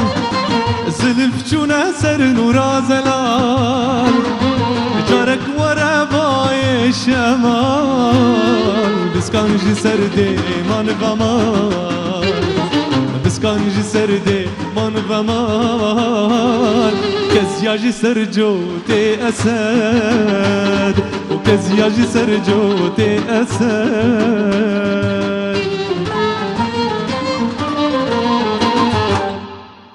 بجين دم خوش اجا مشاشتي كرزان چبو معلي حريري حاضر كم ملاي زيري قوت هر ملاي زيري بو شارك تكسكني ملاي بيني علي حريري تبيجم تو هز دەکەم پەیوەندێکی زۆر بەهێزی ڕۆحیت لەگەمەلا جزیرە كاكا نرتها استرسم مرفانتيك ما هب منافيي بناي مجيتني ڕەنگە تشتكي روحيه میوانێکی دیکەمان هەیە ايه خانمێکی دەستڕەنگینە براندێکی خۆی هەیە شامانە بێگومان ناوەکەیتان بیستووە ناسنامێکی کوردیە بەڵام ئەو جلوبەرگێکی تایبەتی پێ دروست دەکا هودا حەسەن داوای لێ دەکەین کە بفەرمێت وي سرچاوا وقلتي هەستەکەم شتەکانی باشە ئەو خانم لە بیر نێچوە جارە بیرمان نەچووە چۆنن باشن مادوونەوە شیرانی نەبووی خێری هاتی گەلێکی جوان ماشەڵڵا زۆر سپاسا ئەو تایبەت ئەوەی بەرم هەوا زۆر بەخێرات زۆر سپاس ئەوەی لەبەرت ئیشی خۆتە بەڵێ بەڵێ ئیشی بەڕاستی جوانە ها دیتێڵ و هەم مۆدێرنە هەمیش سیمبولێکی کەلتوری پێوەیە اینجا هەودا باسمان بۆ بکە بزانم چۆن بوو بڕیارەتدا بە جامانە جلوبەرێک دروست بکەیت و دیزاینیان بکەیت بەڵێ بزنسەکە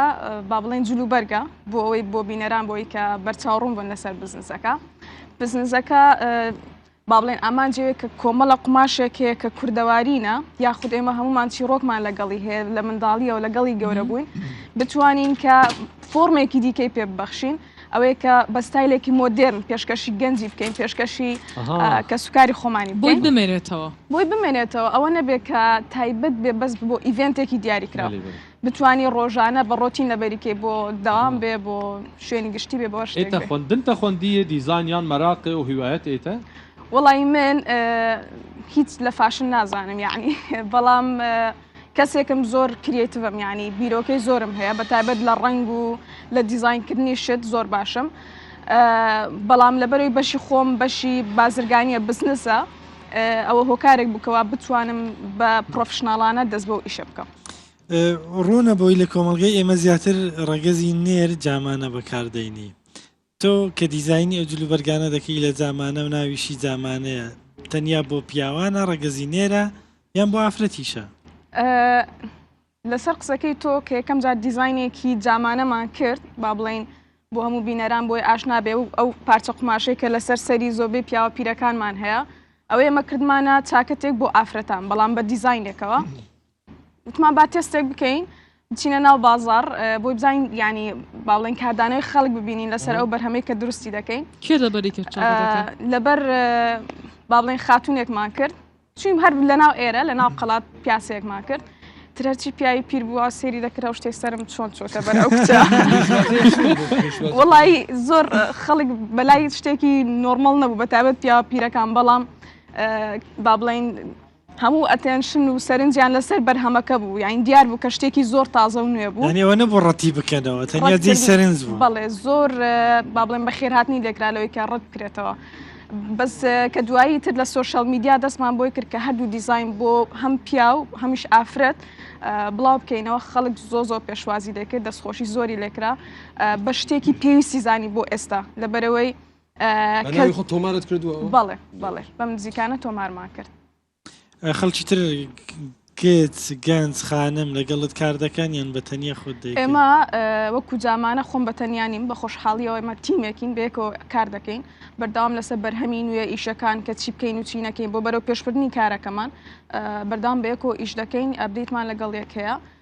هەم کچ خاتون لەگەڵمان ئیش دەکەن هەمیش کوڕ بێکەوە ئیش دەکەین چی جەناوشانمان بێهودە من ئەمڕۆ هەموو بەرهەمەکانم نەهێناوە بەشێکم هێناوە هەڵبەتە یەکەم جاکە دەستمان پێکرد بە ماسک دەستمان پێکرد ئەو کاتە دەستم پێکرد کە کۆڤید بوو ماسکی جامانەکان نەماوە بەڵام ئەو ماسکانی کە با بڵێن هەم بۆ پیا و هەمیش بۆ ئافرەت ئەوە گوڵگوڵینی پێدەگوترە قماشی گوڵینە زۆر جوانە بەڵێ ئەو قماشە ئێمە توانیمە ماسکی لە دروست بکەین ئەو ماسکە ئەوە نییە بەس بۆ جوانیش بێ هەم فلتەری کۆڕۆنا و ڤایرۆسشی پێوەیە ئەمەش بۆ نایکی تۆ پیشانی کامێرەی بێ بەڵێسە بۆ نمونە ئەو ڕەنگە سەوزەی بەو شێوازەیە ئەو خەڵک بۆ جلی کوردی بەکارێنێ جا لەسەر جلی مۆدە زۆر جوانترە لەسەر زۆر جوانتر دەوەستێ بەڵێ چکم بە شێوازێک ڕێکخراپ توانین لەگەڵ هەموو جلێک بیپۆشی ئەم ماسکەش قماشەکە خۆی قماشی پیاوانە شاڵی پێدەگوترێتن ئێمە توانیمان بیکەینە ماسک هەم با بڵێین هەم پیا و هەم ئافرەت بتوانێت بیپۆشێتن هەڵبەتە و قماشێت تەنها لە کوردستان دروست دەکرێتن بۆ یان بۆ زانیاری هەمومان کاتی کۆڤید خەڵک چۆن داوای لێ کردیەوە ماسکانە فرۆشی باش بوو ئەم ماسکانە فرۆشی زۆر بوو ئەو بوو کە بە خۆشحاڵیەوە توانرا بکرێت یەکێک لە ترێندەکان ئەو جۆرە ماسکانە خەڵک بۆ سەفەری دەرەوە بەکاری دێنا بۆ ناوەخۆ بەکاری دێنا چیترت هێنا پیشانمان ڕەنگە پیشانمان بدا نرخەکانیش ڕەنگە خەڵک ئێستا بەلایەوە جێ پرسیار بێ ئەمە تۆ بڵێ نرخی چەندبی بۆ دانێک ماسکێکی وا بەچەنە کامە ماسکیان گوڵگوڵێ ڕەشەکە بۆ نمونە ئەمە نرخیان لە دەوروبەری 5 بۆ 7,000 ئەوانە لە بەرەو قماشی شاڵم پیاوەکان زیاتر شارەزاترن کە زۆر گرانە بەڵێ دەستکەوتنیوە ئاسانیە چکم دروستکردنی زەحمەتە پرۆسێسەکەی ئەمە نرخیان لە بینی 10 بۆ 15 بەڵێ بەرهەمی دیکە بۆ پیاوان جا ببەخشە ئەوە خاوێنکردنەکەی چۆنە بەڵێ ینی ئەبێ مەسەڵەن ماسکەڵێن ینی ماسکەڵێن ئەبێ نابێت 4 ساعت زۆرتر لەسەر ڕووی بەشەر بێت لە دوای ئەوە چیت باد بکەن ئێمە بەڵێ ئەو با بڵێن ڕوونکاریانەی کە دەیدێن بۆ ماسکەکانمان ئەوەیە کە داواکاری زۆر داد کە چۆن بشۆردرێتن پێویست ناکە بیخێتە ناو غەسالە یا شتێک چکم قماشەکە تێک دەداتن ناوەندەکەشی تێک دەداتن ئەو چینێک کە دەیپارێزیتن بۆیە پێویستە بخێنە و ئاوی گەرم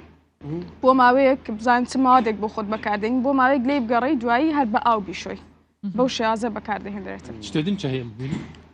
کێشەی خانمان لەگەڵ ماسکیش هەموو مکیاج و سوراوەکەیان پێوێ نووسێ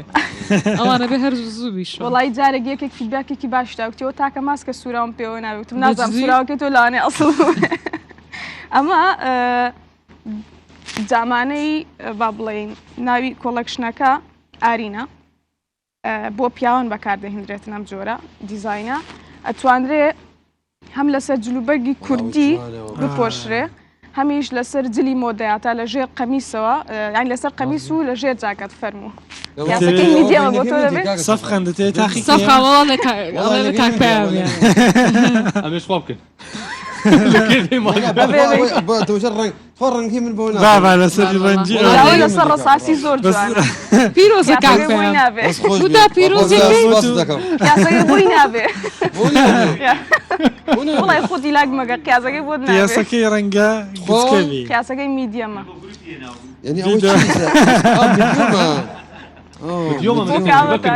الملكانك ملكانك والله صفقة قابر رنقة بصفقة جسم الملكانية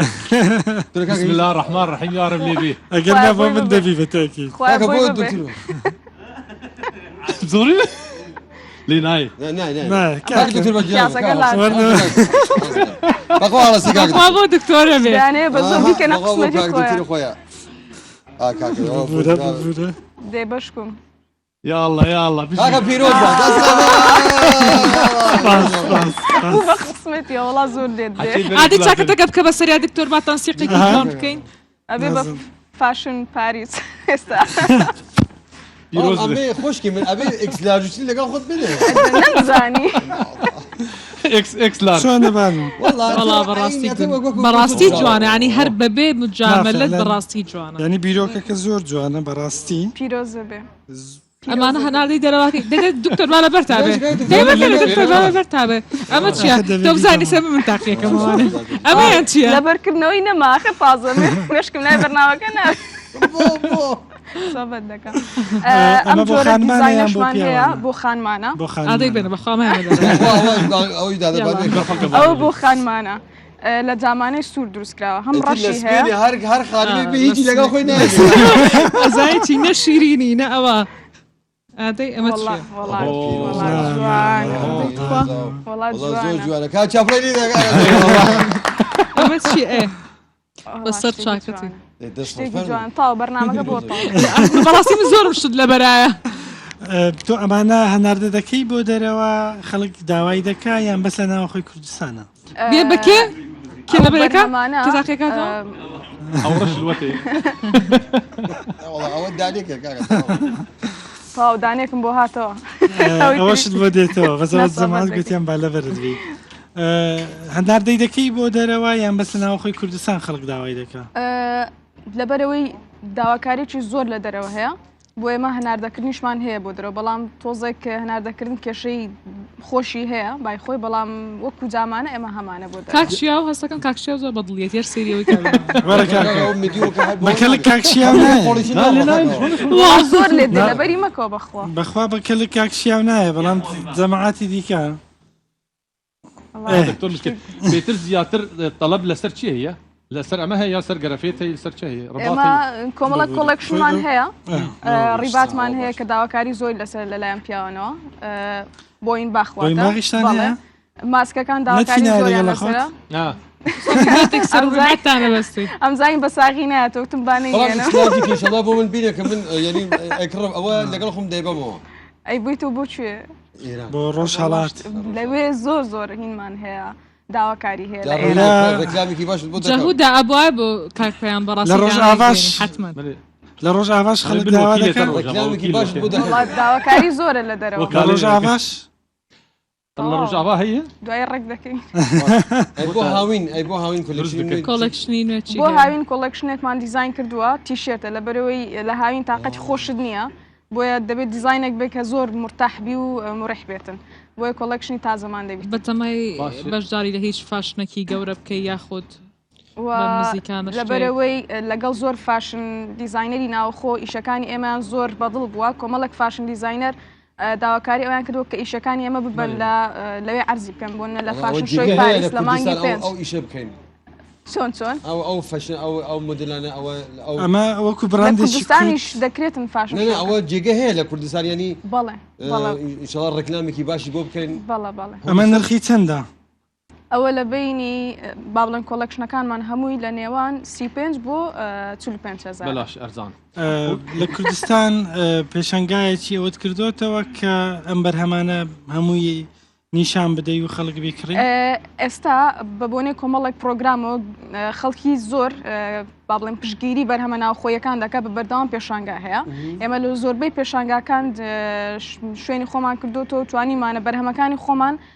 بە خەڵکی دیکە بناسیێنین هەتا بە تایبەت بیانیەکان بۆی کە بێن بزانن ئێمەش ئەو جۆرە قماشانە چیرۆکێکی لە پشتە چۆن بتوانین بەوانیان بناسیێنین لە پێشانگاکان بەشانە درۆژێ بێت هوێداکەن بە تەڕۆنژی مەسەرەن پێلا ئەو تشتێ دژی یانژی تەنێ ڕێولۆ ببینن ڕێچکەکەی ئێمە فاشنە واتە بتوانین بە شازێک لە شازەکان چی دیزایانی تایبەت و جیاوازە دروستی بکەین بۆ دەکرێت هەر شتێک بێتن جێگەی خۆی بکاتەوە لەو شتان زۆر سپاس بۆ جناب ڕاستی جوان و سەرنجڕاکێش بوو نمونەت زۆر بێ لە ناو خانمان زۆر سپاس زۆر خۆشحاڵ بوو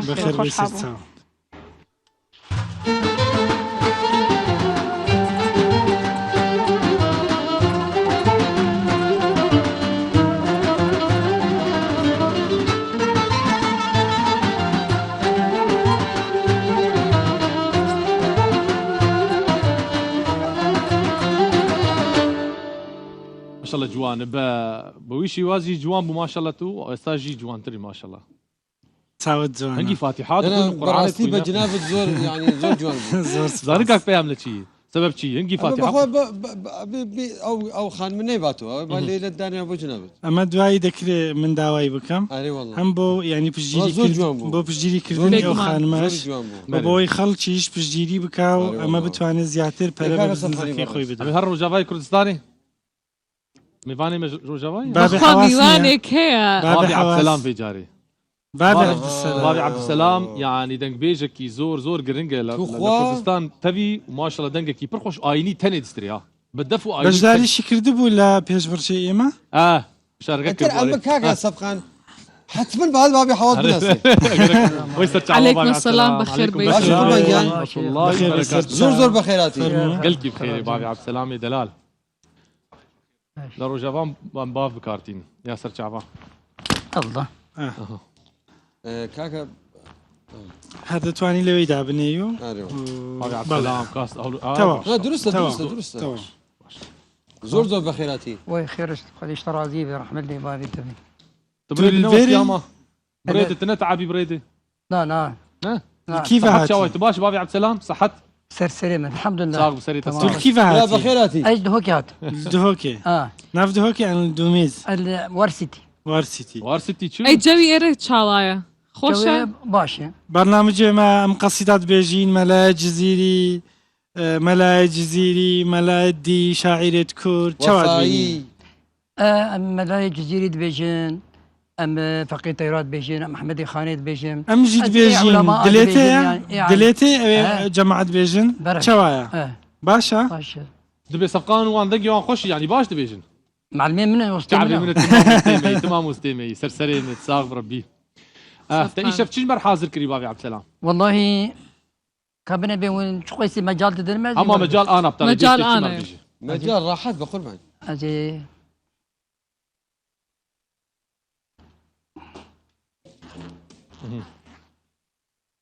او ميكروفون لكويدر يم ميكروفون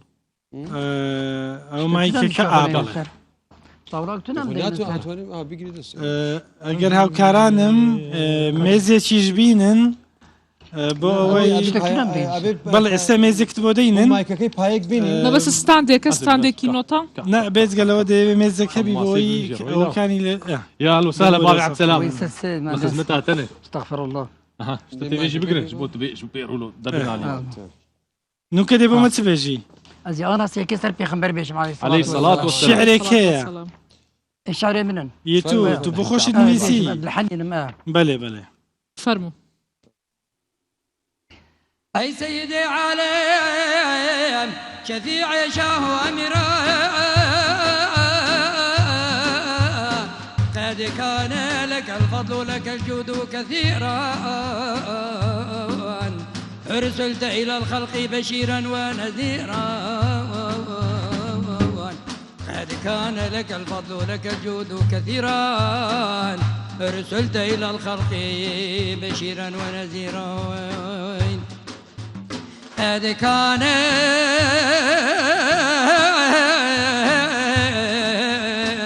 لك الفضل لك الجود كثيرا أرسلت إلى الخلق بشيرا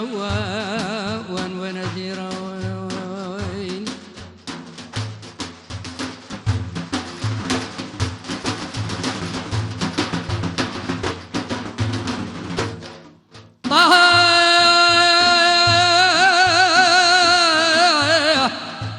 رسول ملك عرش عظيم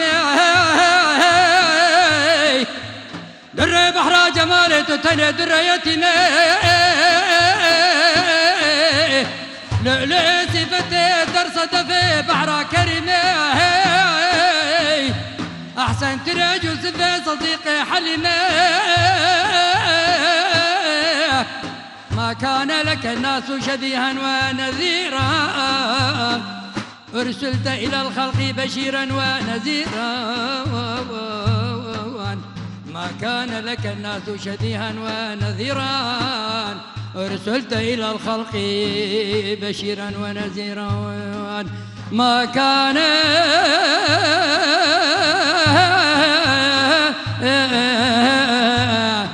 لك الناس شبيها ونذيرا أرسلت إلى الخلق بشيرا ونذيرا.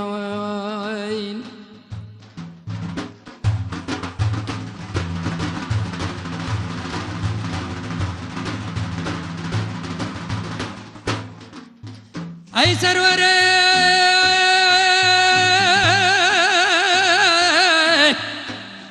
ديني محبة آياتي مكرم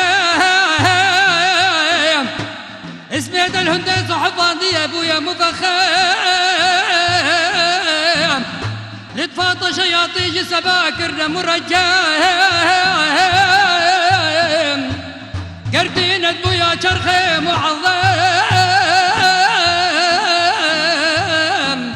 طوبى لمن أشفقت له كنت مجيرا أرسلت إلى الخلق بشيرا ونذيرا طوبى لمن أشفقت له كنت مجيرا أرسلت إلى الخلق بشيرا ونذيرا طوبى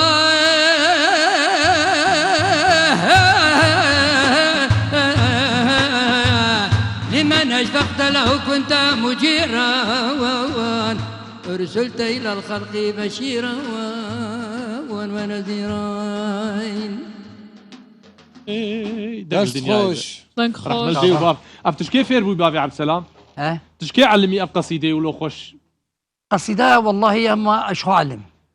يعني جات المالك جنابي باوكي بابي عبد السلام كرمك لا يعني او الشعرانه او مناجاتك دشي مايكي داني حتى وقتك حاتي يجيب. قران طبعا او مناجاتك جنابه فرمود زوربي لكم مراسمان يعني ديخوينين كان جد أري مراسم مثلا مناسبات دينية مثلا حفلات دينية هبن مولود مولود معراج. أم تبيجن دعوتي شرعي بله بله زموان شرعية دعوتي شرعي أم تبيجن بو هاوسر جيريش بو هاوسر جير الديني اي اوانك يعني بنو بانج البواري او مناجاتنا كاميان لقل جناب يعني بيونديان هيا دبيت تاكليات بكير هيجبانك وك افيك بترد بيجن دوستي تهوالي تهني أريما فرقاك ما هي جان لألي دار شكراني يعني من أني بنا نفالابون بري فرقة ما هي وأز 20 سالة بيجم 20 سال 20 سال صفقة أنا بين الهريمة- حزي دنكي كي زور أنا هرما حزي كل- دنكي كي بله. دبي برتش دنجا كي حزدك تلكيك وهدار كريت جوان حزدك يبخدي مثلا من القلقة جهدار كريه كيفن بس ولكن خطك بي خاص هي خطات خاص طيت خطة خاص لمن بي تتشي كاريت انا كاريت تاني ابي مولودات تخوينه المولودات خوينم ومثلا يكي كردي بو از مولودة بيجا. المولودة كرديجي تخوينم يكي كردي بو إيه، بيجا. كردي يعني روجافای کوردستانی چاوات خین مولودا کوردی وصابه ما بيجا مر برچاكي بخوين درسته مولودات كردي. يقدر كرديك بلاي يعني مولودة برچاكي كردي. مر بيش باشه مولد بله بس كردي انا كردي يا أنا عربي أنا عربي نابيش ما عسل بنار عربي ندبت يعني بزانين كروجافای کوردستانی نظام شباب مولودين مولود. رجاوي كردستان شونه والله كربك بابي عبد السلام از هما هناك بيجمنا هنكي بله. هنكي هما بله. دو دقة هما دو دقة بس وقتی تو بيجي مايكي بكاربينا يلا بله راج عرباني كاكري براجي قال كي من التشعبي من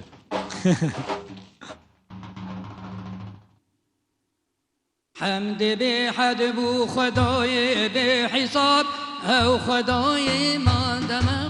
خوش خطاب او خداي بشريك وبمثال اول واخر هواهم بزوال ام صلاة تب سلام بعدد سر محمد آل وصحب طابدت ام قراندن امتا احمد بشير بون تابع بو شفيع دستكير او حبيبي محمد كالرسول هجي ادم كون ابو او كر قبول ام قراندي رحمة للعالمين ام قراندي سيدا للمرسلين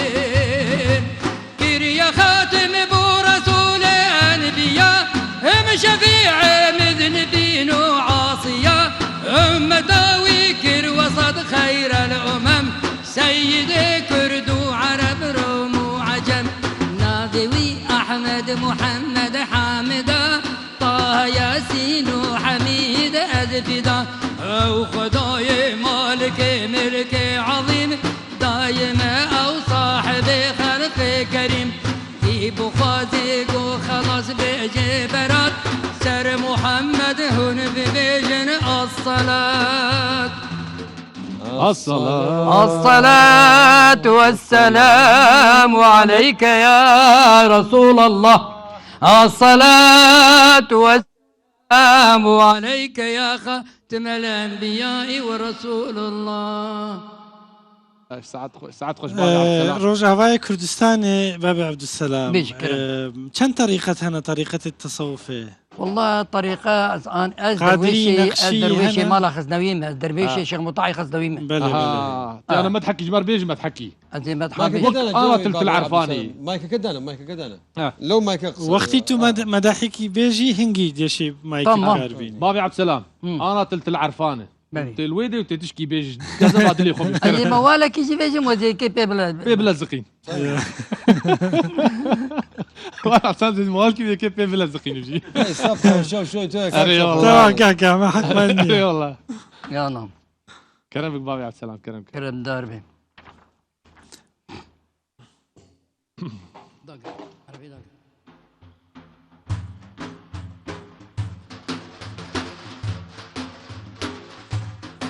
أي أمينة علم دينة ما ببينا ببلاي زار زار چند هزار سخار وان ملاي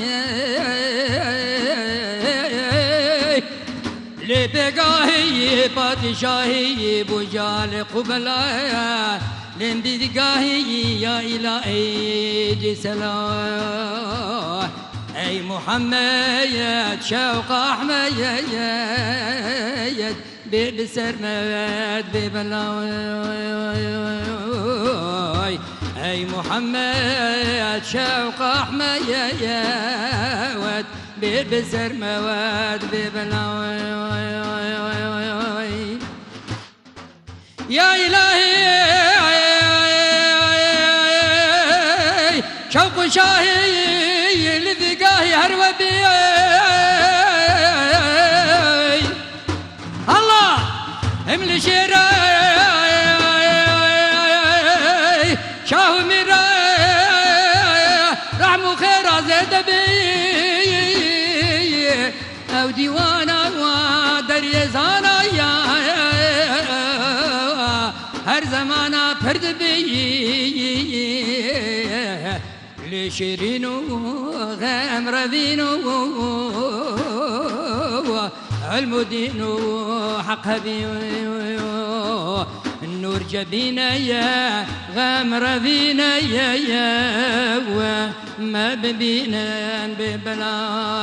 شكر يا ربي شيخ قدي قطبي رباني انا بود لهن تبو بيرين وهدر منهاني شكر يا رب من شيخ قدي قطبي رباني نابود لهن تبو بيرين وهدر منهاني هاي همتك عالي البشني قوسي قيلاني نسبت شيخات الخذكر شهر زماني همتك عالي البشني قوسي قيلاني شيخات الخذكر شهر زماني هلا شيخ مطع قوز هاتم وقمعتم ثاني نسبة رجان دي سر خلقي وقجم كاني شيخ مطع غواسه بحر عماني ملهمة هردر طابيرة حاكم لقماني شيخ مطع غواسه بحر عماني ملهمة هردر طابيرة حاكم لقماني شكر يا رب من شيخ قدي قطبي رباني نابود لهم تبو بيرين ويدر منهاني همتك عالي البشني غوزي قيلاني هذا سبت شيخات بخذكر شهر زماني شيخ مطعي رومايا تقل ميداني شيخ آغا عالم بقلر سهر البرداني شيخ مطعي رومايا تقل ميداني شيخ آغا عالم بقلر سهر البرداني شيطان عالم هاتنجي شرق وغرب وهندستان قيتنا يا أي مغلوبة نبذوا شيطان عالم هاتنجي شرق وغرب وهندستان قيتنا يا أي مغلوبة نبذوا شيطان شكر يا رب من شيخ قدي قطب ربان ها باب الله هاي نابود لهم تبو بيرين ويدر منهاني هم دقعالي البجني قوزي قيلاني نسبته شيخة تبقذكر شهر زماني هم دقعالي البجني قوزي قيلاني نسبته شيخة تبقذكر شهر زماني شيخ محمد سفينة تركي دوداني شبوب سفينة شيخي موطع قبطاني قال لي أمتا في خنبر نما زماني خباب قم يا شيخي من جيبوا إيماني حكمة شيخ غريبة خزفين الزاني خيني خداي عالمي أو ربي باني حكمة شيخ غريبة خزفين الزاني خيني خداي عالمي أو ربي باني ابي عبد السلام يا دلال خوش دم خوش دست خوش. رابي عبد السلام بريش دنق لدنيا بيت مانا والله دنقل الدنيا دنق لدنيا بيت ساعات بس بابي عبد السلام يا شو عم تدير بون فكر لا لا ما شاء الله ما شاء الله ربنا دقيت يا يجزيك. خورتاي ما شاء الله زور زور خوش باش بو بيامي أري والله، عزيزي أري والله، أري والله. تهمت ديتنا أري بخوا. سندي ددي لسردي يعني امن حمله حزم للدنقكي كرد وحزم للجذبكي شي يعني هي- دتراب هي. دشي جذبي جذبي سماعي بو اواز زور حزم كرد اي ساعات خوش بابي عبد السلام رحمة الله بابي تا رازي بسر سلم بس قادري وصا يعني مدى حد بيجن ان طريقة قادري الدين دبيجن نقشبندي دبيجن اوجي وصد أو بيجن نقشبندي. يعني يا يعني دا متميوان حدك خططا وان باش جدا لا مثلا قادري غير دبيجن ام غير دبيجن او نقشبندينا النقشبندي ماس تو نقشبندي نقشبندي. خزنوين هذا بله بله قادري چواد بيجن يعني خدي او او نزا النظام قال لي اظن بدور غدل زور خوش بو زور زور خود زور بيجن. زور قادري ازدش بزدش قالك كاك سباس بو جنابك زور زور خوش بو. دكتور او قادري من زور بوس صوت من بو. اه كل شيء رازي بس باس قال لك تو قال لك بخيراتي تمن دريج بابي ان عبد شاء السلام الله دلال جنابي عايز بابا عبد أقوى. السلام دلال زور زور سرت علينا بخيراتي قلت بخير بخير بيسر تساو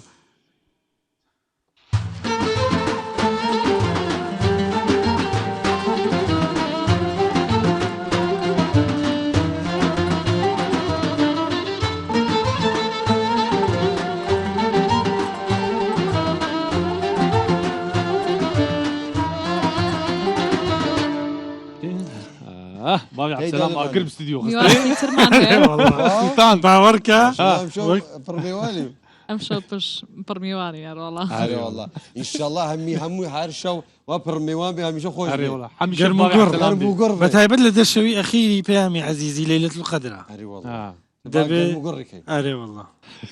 زياتر دبي مناجات ان بلين شاء الله ان شاء الله وخلق بابي عبد السلام كديسا انا بقى قلت يا اخي يعني اكيد خلك دي جي هي وصل أهو زور. الروجا فاي كردستان قال باخوان الرشرات واد بودي نمبا وقرعانه واد والله والله. والله منافسة دكا صيفا دیکات پێیان تۆ شەوی داهاتوو کەسێکمان ببێ يلا قرعان يك تليفوني كم ئەی باوکەیگە بقرعان واد جذبي بيجري واد جذبي بيجري كسي نيتواني بري بيجري ما سكن بدەی کاک پێ برنامجنا تليفون كم كاك فيان ئەم شەو بينما راد نص بينه. قال لي عارفها عزيز او بيستان شاود بزام كذا كان من دعوتان عليهم كروزات تليفون كنت اشيب بينه تمام. عليهم كيبيت دسوتين بيه بزام شي باخوالي لا درب الري جذبي لا درب الري میوانێکی دیکەمان هەیە ئەم شەو کە زۆر تایبەتە کە خۆی لە ناو ڕوودا و کەسێکی زۆر خۆشەویست و بەڕاستی زۆر زۆر برادەری منیش بوو ديل ديل وەڵاهی دیل زۆر زۆر ديل برادر بوو ودله اینجا بم کۆتاییش ببووین بە برادر لەگەڵ دیل عليك عليك السلام. کاکە دیل زۆر بەخێر بیت بخير بي كاك ديلا بنو صار فرە خۆش بە کوردی قسەکە بخير بي دیل بەخێر بیت جور سپاس وەڵا زۆر بیرم کردوی دەمێکە نەهاتوم بۆ ڕوودا چی هەیە لە ڕوودا دیل ئەم والله رودا وتيها في بلمستان هەروەکو خۆیەتی ها هەواڵ هەیە نووچە هەیە ئەی هین چۆنا حکم برادەرەکەی حکم حکم زۆر باشە ینی برا بوو یەکە پێک و تقریبان 7 ساڵیش کردیتم 8 ساڵە پێکەوە شەکان خەڵکی دەریتەوە خەڵکی نیپال بە وەرگرانی ڕوودا هەڵبەت ئێمە دەزانین چونکە تۆ ڕۆژانە دەبینین بەڵام بە وەرگرانی ماوەی 9 ساڵە دیل لە ڕوودا و ئیش ئەکات و دەیەوێ بۆ یەکەم جار بگەڕێتەوە بۆ وڵاتەکەی خۆی بۆ نیپال و خۆی و خێزانەکەی و منداڵەکانیشی هێن دەڕواتت نایتۆ نایەتەوە کاک پێم ئەم 9 ساڵ لە ڕوودا و ئیش دکێ دەگەڕێتەوە بۆ کوردستان بەڵێ لە دوای ماوەی تقریبان 3 مانگ مامۆستا 3 مانگی تر دەیگرا ئەی مەکتەبی منداڵەکانت مەکتەبی ئێستا باشە نە لە دوای مەکتەبی منداڵەکان دەڕێی بۆ هاوین بەڵێ کە دەتەوێت بشتەوە بۆ وڵاتەکەی خۆت ئەگەر ئەڕۆیتەوە بیری کێکی زۆر وەڵا بیرم زۆر هاتیە دایکە 9 ساڵ نەدیتی دایکی تو نەدیوە ناوەڵا دەزانێت دایکت ئەگەڕێیتەوە بەڵێ یان ویستە سپرایزی بۆ بکەی یەکسەر لەگەر بووم دایکە و دەرێوەرە باسە بینە پرسیارێک چۆن تا ئێستا لەم 9 ساڵە ناتوانیوە دایکت ببینی یعنی نەگەڕاوەتەوە نەگەڕێنە ئەو نەیتوانیوە بۆ کوردستان مامۆستا موسکیلەکەی ئەوەیە من لەوێ موسکیلەکە هەیە حکوومەت نادانی ئیجازەی برە وەرە و ئەوە ئیجازەی نییە کاکە دیل تو مرتاح بوو لە کوردستان تو مرتاح بوو دانستنا خەڵکی چاوە خەڵکی کوردستانی چاوە بوو بەتەرەف 9 ساڵ وەڵا هیر موستا نبوو باس خۆسە هەموو جەماعەتەکان حەزم لێیە خۆشەویستی هەیە زۆر باسە ینی حەزم لێ لێرە بێن لەگەڵ دلدار هەرکی توی گەلکی دۆستن کورد هەموو کاتێک مێمان نەوازە مێوان نەوازن چیە ینی حەزی لە میێوانە ینی وەختی میێوان دێت میێوانەکە خۆی ئەبێتە بە ساحی ماڵ کورد هەموو کوردی باشە زانی ینی هەموو شتێک تێگەی من چموت مانۆش دەفێم ناکەی سۆرانی دەزانی ینی بادیرۆمانە نازانم کاکە دیل ئەو دڵگەل کێگەلکی دۆست بوو لە ڕوودا و دلدار هەرکییان کەسکی دژی هەمووتان ینی برامە هەیە من ئەوی بێتر ئەوی نا بە هەموو جاماتەکە کاکدیل پرسیاری چۆن بوو ینی پەیوەندیت لە ڕۆژی ئەوەڵ پەیوەندیت لەگەڵ ڕوودا و کرد وەڵاهی ئەوەی بوو سەریکە لەگەر نازانم مدیر هەیە من سەریکە جودایە ئەنی ڕووداویش دەکەم بە سەریکە فەرق هەیە من ئەو هەیە باشە یادگاری خۆشت هەیە لە کوردستان زۆر خۆش شتێکمان بۆ باس بکە چی زۆر خۆش بووە هەموو زادە و خانی و بازار و دوکان ئەو ئەستانە هەیە خەڵک بەسەرهات شتێکی خۆش لە بیرت بێ چی دەرێم ئێستا هەموو ینی حەزم لێ هەر ئەستانە لێرە چیرۆکێک بەسەر هاتت لە گەر برادێک لە ناو ڕوودا و لە دەرەی ڕوودا و ڕووداوێک ڕوویدابی حەز دەکەی بجێڕیەوە وەڵاهی چی دەرێ مامۆستا ئێستا زۆر براداری دیل you can understand English هەر نیپال تێ کار بکە ئیش بکە لە نیپال لە نیپال تێ کار بکە بەڵێ ینی دیل ئەگەر گەڕایتەوە ئێمە لە دوای چەند مانگ چاوەڕوانی جناوت بین بگەڕێتەوە بە کوردستان وەڵا 3 مانگ یعنی ئەگەر لە 3 مانگ تێناپەڕی تا لە نیپال کار ناکە انتظاری جناب دەکەی زوو بگەڕێتەوە بەڵێ بەڵێ نیپالی زۆر لە کوردستان هەنێ وەڵا زۆر هەیە خۆشە کوردستان ڕۆژانە یەکتر دەبینن یان هەفتانە یەکتر دەبینن جارجار پێم وایە لە پارچی سامی عەبدوڕەحمان بەیەکەوە کۆ دەبنەوە هەیە مامۆستا ئێستا پێدەڵم چیە دەردەچیم هەر برادری هەیەانی هەر ڕۆژی دەبینم ڕۆژانە یان هەفتانە بەیەکەوە کۆ دەبنەوە نا ئێستا من پێکەوە چەند هەیە ئەوەنە هەر دەبینم شوێنێکی تایبەت کافتریا یان بازار شوێنێکی تایبەتتان هەیە تایبەت ئێوە نیپالی و بنگلادیشی ئەوانە بەیەکەوە کۆ ببنەوە با ئەوەندە من ناچم دەرناچم بەس هەیە باشە کاک لە ڕوودا و لە ناو کارمەندی ڕوودا و بیرئانینە کولۆ باڵاتە مایت شتێکی خۆش لە ڕوودا او انت تينا كما مستتيد یادی ئەمە بە کرمانجی سەدەکە ئەڵێ نازانم لە ناو مامۆستاچی ڕوودا و کە ئەوەندە ساڵە کار دەکەی یادگاریەکی خۆش ڕووداوێکی خۆش کە بچیەوە لەوێ بۆ دایکتی بجێڕیەوە بڵێ لە ڕوودا و شتێکی ئەوەندە خۆش بوو دابا لەم ئێستا ینی چی هەیە لێندەر هەرە من هەڵم لێ هەر خۆش هەر ئەوەی هەیە ینی دەتوانیت تەقلیدی لاسای بێژەرەکانی ڕوودا و بکەیەوە کە هەواڵ دەخوێندنەوە یاڵا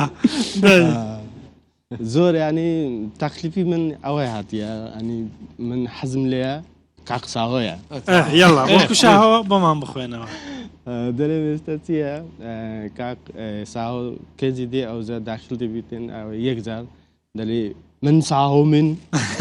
ئەوایانی دەنگەکەی زۆر بەرزە ئەو حەزم لێ ینی دێڵە برێ من کاژێر هەشتا شاهۆ لێدەم سڵاو ڕێزمان هەیە بۆ شاهۆ بڵێ کاژێر هەشتا من شاهۆ ئەمینم یاڵا کازر هەستا من ساو من ساعت خۆش سپاسیاتتکەین ساعت خواردنی کوردی چت حەز لێیە ئیندۆمی ئەی نا ئیندەمی دەرێ دۆڵما هەولێری دۆڵمایان خۆشە چیتر ئەویتکە حەزم لێ هەمووی ینی بە زیاتر دۆڵما دۆڵمایە بڵێ یا پراخ بەس هەولێر گەڕاییان چوویە شارەکانی تریش یەخم جار لێوێ بووم پێسمانگ لای سولێمانی لێوێ پێسمانگ ئیسی کردیتم دوای دێ من لێرە چوویە ئاکرێ ئەوانە نەچووی خەلیت خواردووە قەلی خواردێ بەس نازانم ناوێتەوەی کاک دیل کاتێکگە ئۆف بووتە ینی عتڵە بوو ئۆفنە بەڵێ بەڵێ کۆفتە چیت کرد یعنی کە ئۆفت هەیە چی دەکەی کاتی خۆت ناوەڵە هیچ ناکەم سرها دەکەم بازار دەچیم دێمەوە تا دەڵێن لەگەڵ حکم زۆر دەردەچی دەستنە کوێ لەگەڵ حکم دەستنە کوێ نازانم ئەو برادەری هەیە دەچی دێنە بازاڕی هەولێر قەڵعا دێنە قەڵا دەچنە پارک سامی دەستنە چێندەر بەس بازار نیستیمەر بازار دێم دوای دەمماری تۆوە دیل گۆرانێکمان بۆ ناڵی نیپالی نێژێکی نیپایل کییە کە حەزل لێ بێ وەڵاهی مامۆستا نازان گۆرانی بۆ هەستەکەم دەنگت خۆشە دیر وەڵام ناوەڵە نازان ئەی حەزل لە دەنگی کییە لە چ گۆرانی مێژەکە وەڵاهی ئێستا تازە هاتیە نازان پێیان عزیزی ئەڵێن لە ڕوودا و لە کاتیشکردن گۆرانی شەڵی ئەو گۆرانیەمان بۆ بڵێ کە لە کاتی ئیشکردن دەیڵێ ئیسە وابزان لە ڕووداوی ئیشە ئێمە لێرانیم مایکەکە کۆنتڕۆلی کێڵە دیل مایکەکە بگرە دیر گۆرانێکمان بۆ بڵێت خوا ئێمە هەموو دەشکینی ئەگەر نا پەیام دەیڵێ نازانم ئەی ساعت خۆش بێ بە سەلامەتی بگەڕێەوە کاتەکی خۆش سڵاو ڕێزمان هەیە بۆ خانەوادەکەت سڵاوی مەی پێ بگەینە بەدایکت بە تایبەتتر سڵاوی تایبەت بۆ بنەماڵەت لە نیپال بە نیپالی چ دەبێژین وەختات بێ سلااو و ڕێز سلااوش بۆەوە ساعت خۆش بە نیپالی بێن چێ نەمەستێ نەمەستێ نەمەستێن نەمەستێن زۆر نەمەستێن زۆر نەمەستێ زۆر زۆر سپاس کە هاتی ئەو دەتبینینەوە دوای سێ مانگ زۆر سپاس کاتی کاک پەیامە ئەمە دیل گۆرانی بۆ نەگوتیم بزانمە تو چمان بۆ دەڵی پێ دیل شتێکت بۆی منە ئەمن شتێکت بۆ پێشکەش دەکەم ئێستا بەخێراتی کاک دیل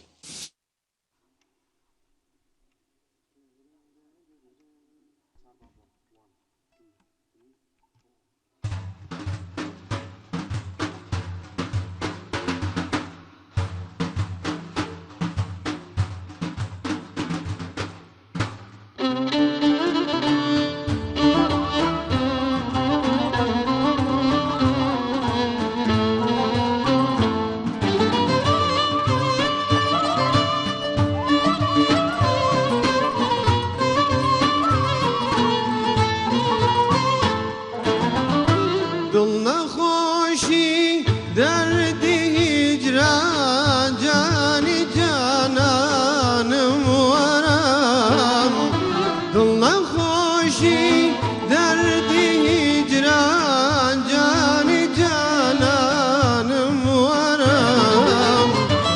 لتجر هناوم ما هي تبانم ورم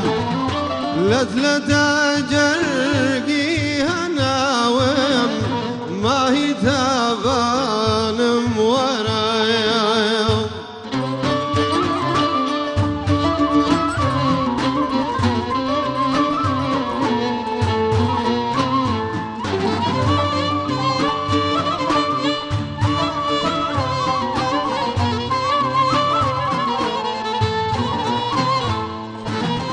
التي دردو شفاكم وبلي وشكرت التي دردي شفاكم وبلي وشكرت ما يجي نو حياتم درد درمان وراي ما يجي نو حياتم درد درمان وراي اي رفيقاني طريقة دردي عشقم شاركان اي رفيقاني طريقة دردي عشقم شاركان ين بجاني بمكوجن جرقم بخنجر باركان ين بجاني بمكوجن جرقم بخنجر باركان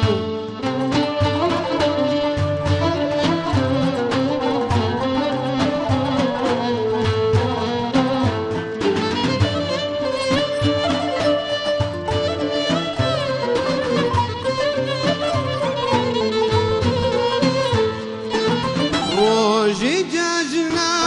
شاوكان موسمي آزاديام روجي جاجنا شاوكان موسمي آزاديام بو بلا قرداني بالات قوشي قربانم وراي بو بلا داني بالات خوجي قربانم ورام اي رفيقاني طريقة دردي عشقم شاركان ين بجاري بمكوجن جرقم بخنجر باركان ين بجاري بمكوجن جرقم بخنجر باركان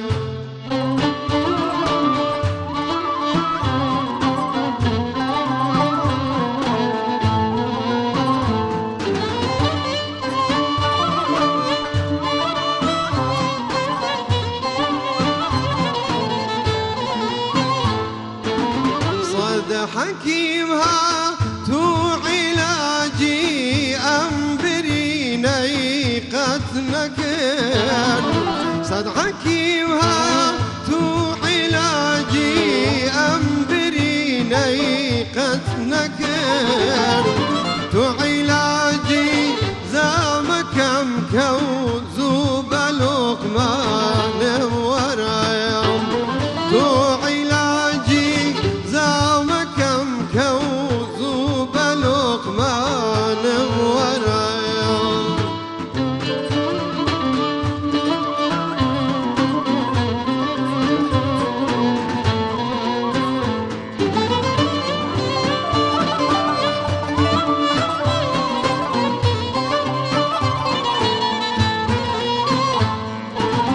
أي رفيقاني طريقة دردي عشقم شاركان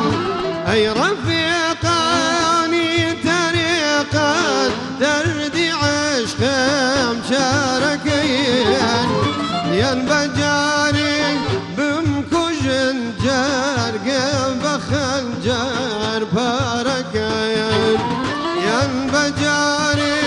بمكوجن جرقم بخنجر هاركا